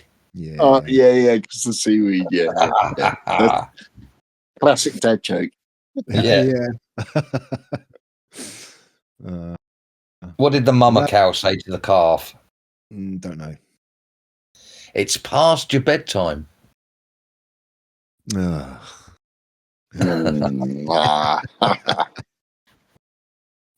Yeah, I went to a fortune teller the other day. I knocked on the door. She said, "Who's there?" So I left.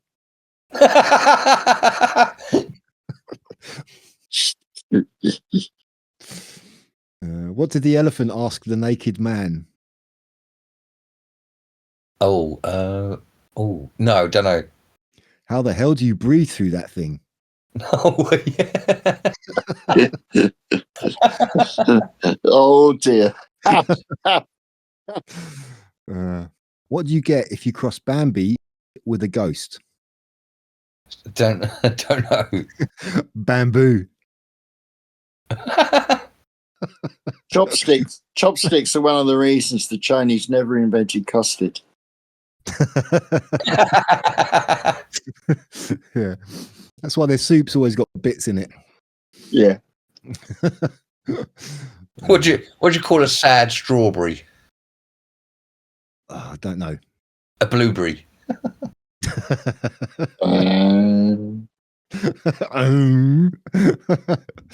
was a definite groan from Viv there. I've got a groan-worthy one for you. Go on. Yeah, get your groans ready. This certainly is a groan-worthy. Okay. Mahatma Gandhi, as we know, walked barefoot most of his life, which produced large calluses on his feet. He also ate very little, which made him frail. And his odd diet also gave him very bad breath. This made him a supercalloused, fragile mystic hexed by halitosis. Hey. That's not so dumb. No. I'm going to have to listen back to that just to get all of those words. But yeah. Did you know? Oh, sorry, you got one, Viv? No, I was going to say that The Sound of Music has spawned so many jokes. Oh, yeah. Dick Van Dyke's accent. Oh no, that was Mary Poppins, wasn't it? Sorry. Yeah, yeah. No, Cool, yeah. blimey, Getting the Julie Mary Andrews and stuff. Poppins. Actually, you know what? Sorry, just a little diversion here. Julie Andrews, right? I haven't heard her sing a song for heard her sing for ages, and one of her songs came on the radio the other day, and I was blown away by her voice. What a singer she was! Unbelievable. Yeah, yeah, she was really good. She had what a voice. Yeah, sorry, I had to stick that one in there. But did you know that I am is the shortest sentence in the English language? Do you have any idea what the longest sentence is? I am gone. 40 I do. years. I do. Ah! Yes. Yeah. A rabbi, a priest, and a Buddhist monk walk into a bar. The bartender says, "What is this? Some kind of joke?" Yeah. Yeah. Why are peppers the best at archery? No idea. Because they have an arrow. I have an arrow. Habanero. Oh, habanero. Ah. I pronounced it wrong. Yeah. Yeah, I actually attempted to remarry my ex-wife until she found out I was only after my money. That's funny and not funny all at the same time. Yeah. Has some pathos, that one. Did you know I used to work in a sperm bank, but I got fired? Every time someone walked in, I'd say, "Get a load of this guy."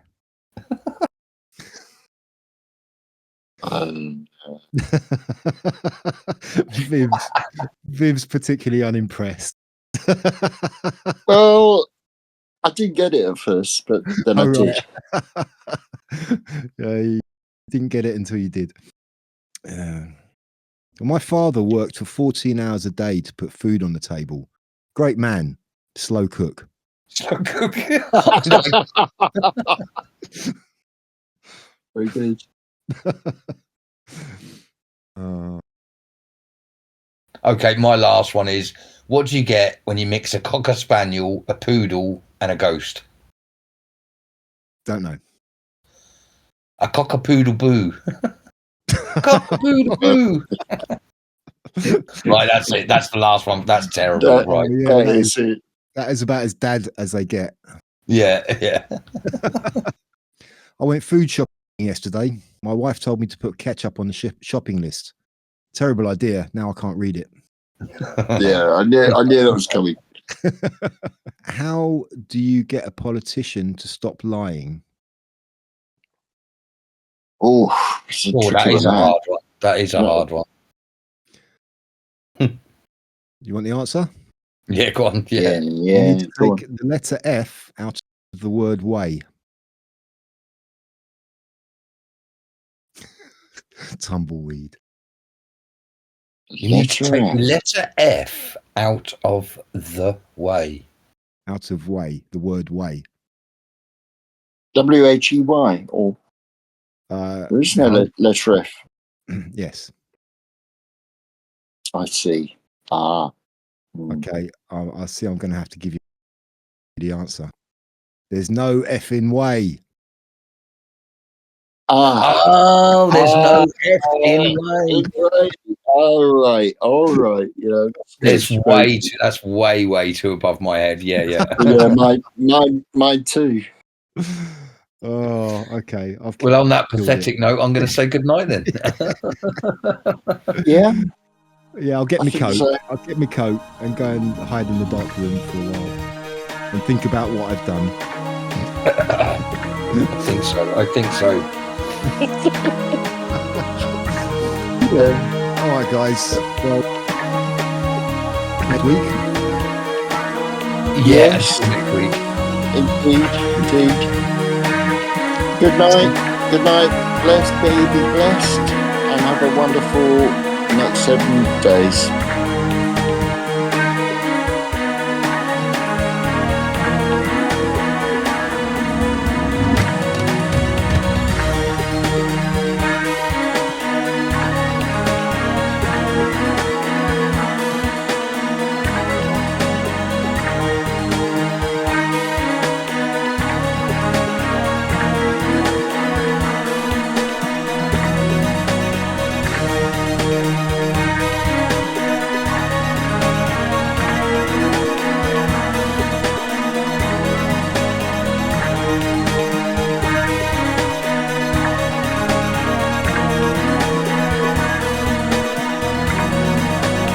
Okay, finally, what would you rather have? A boring truth or an exciting lie?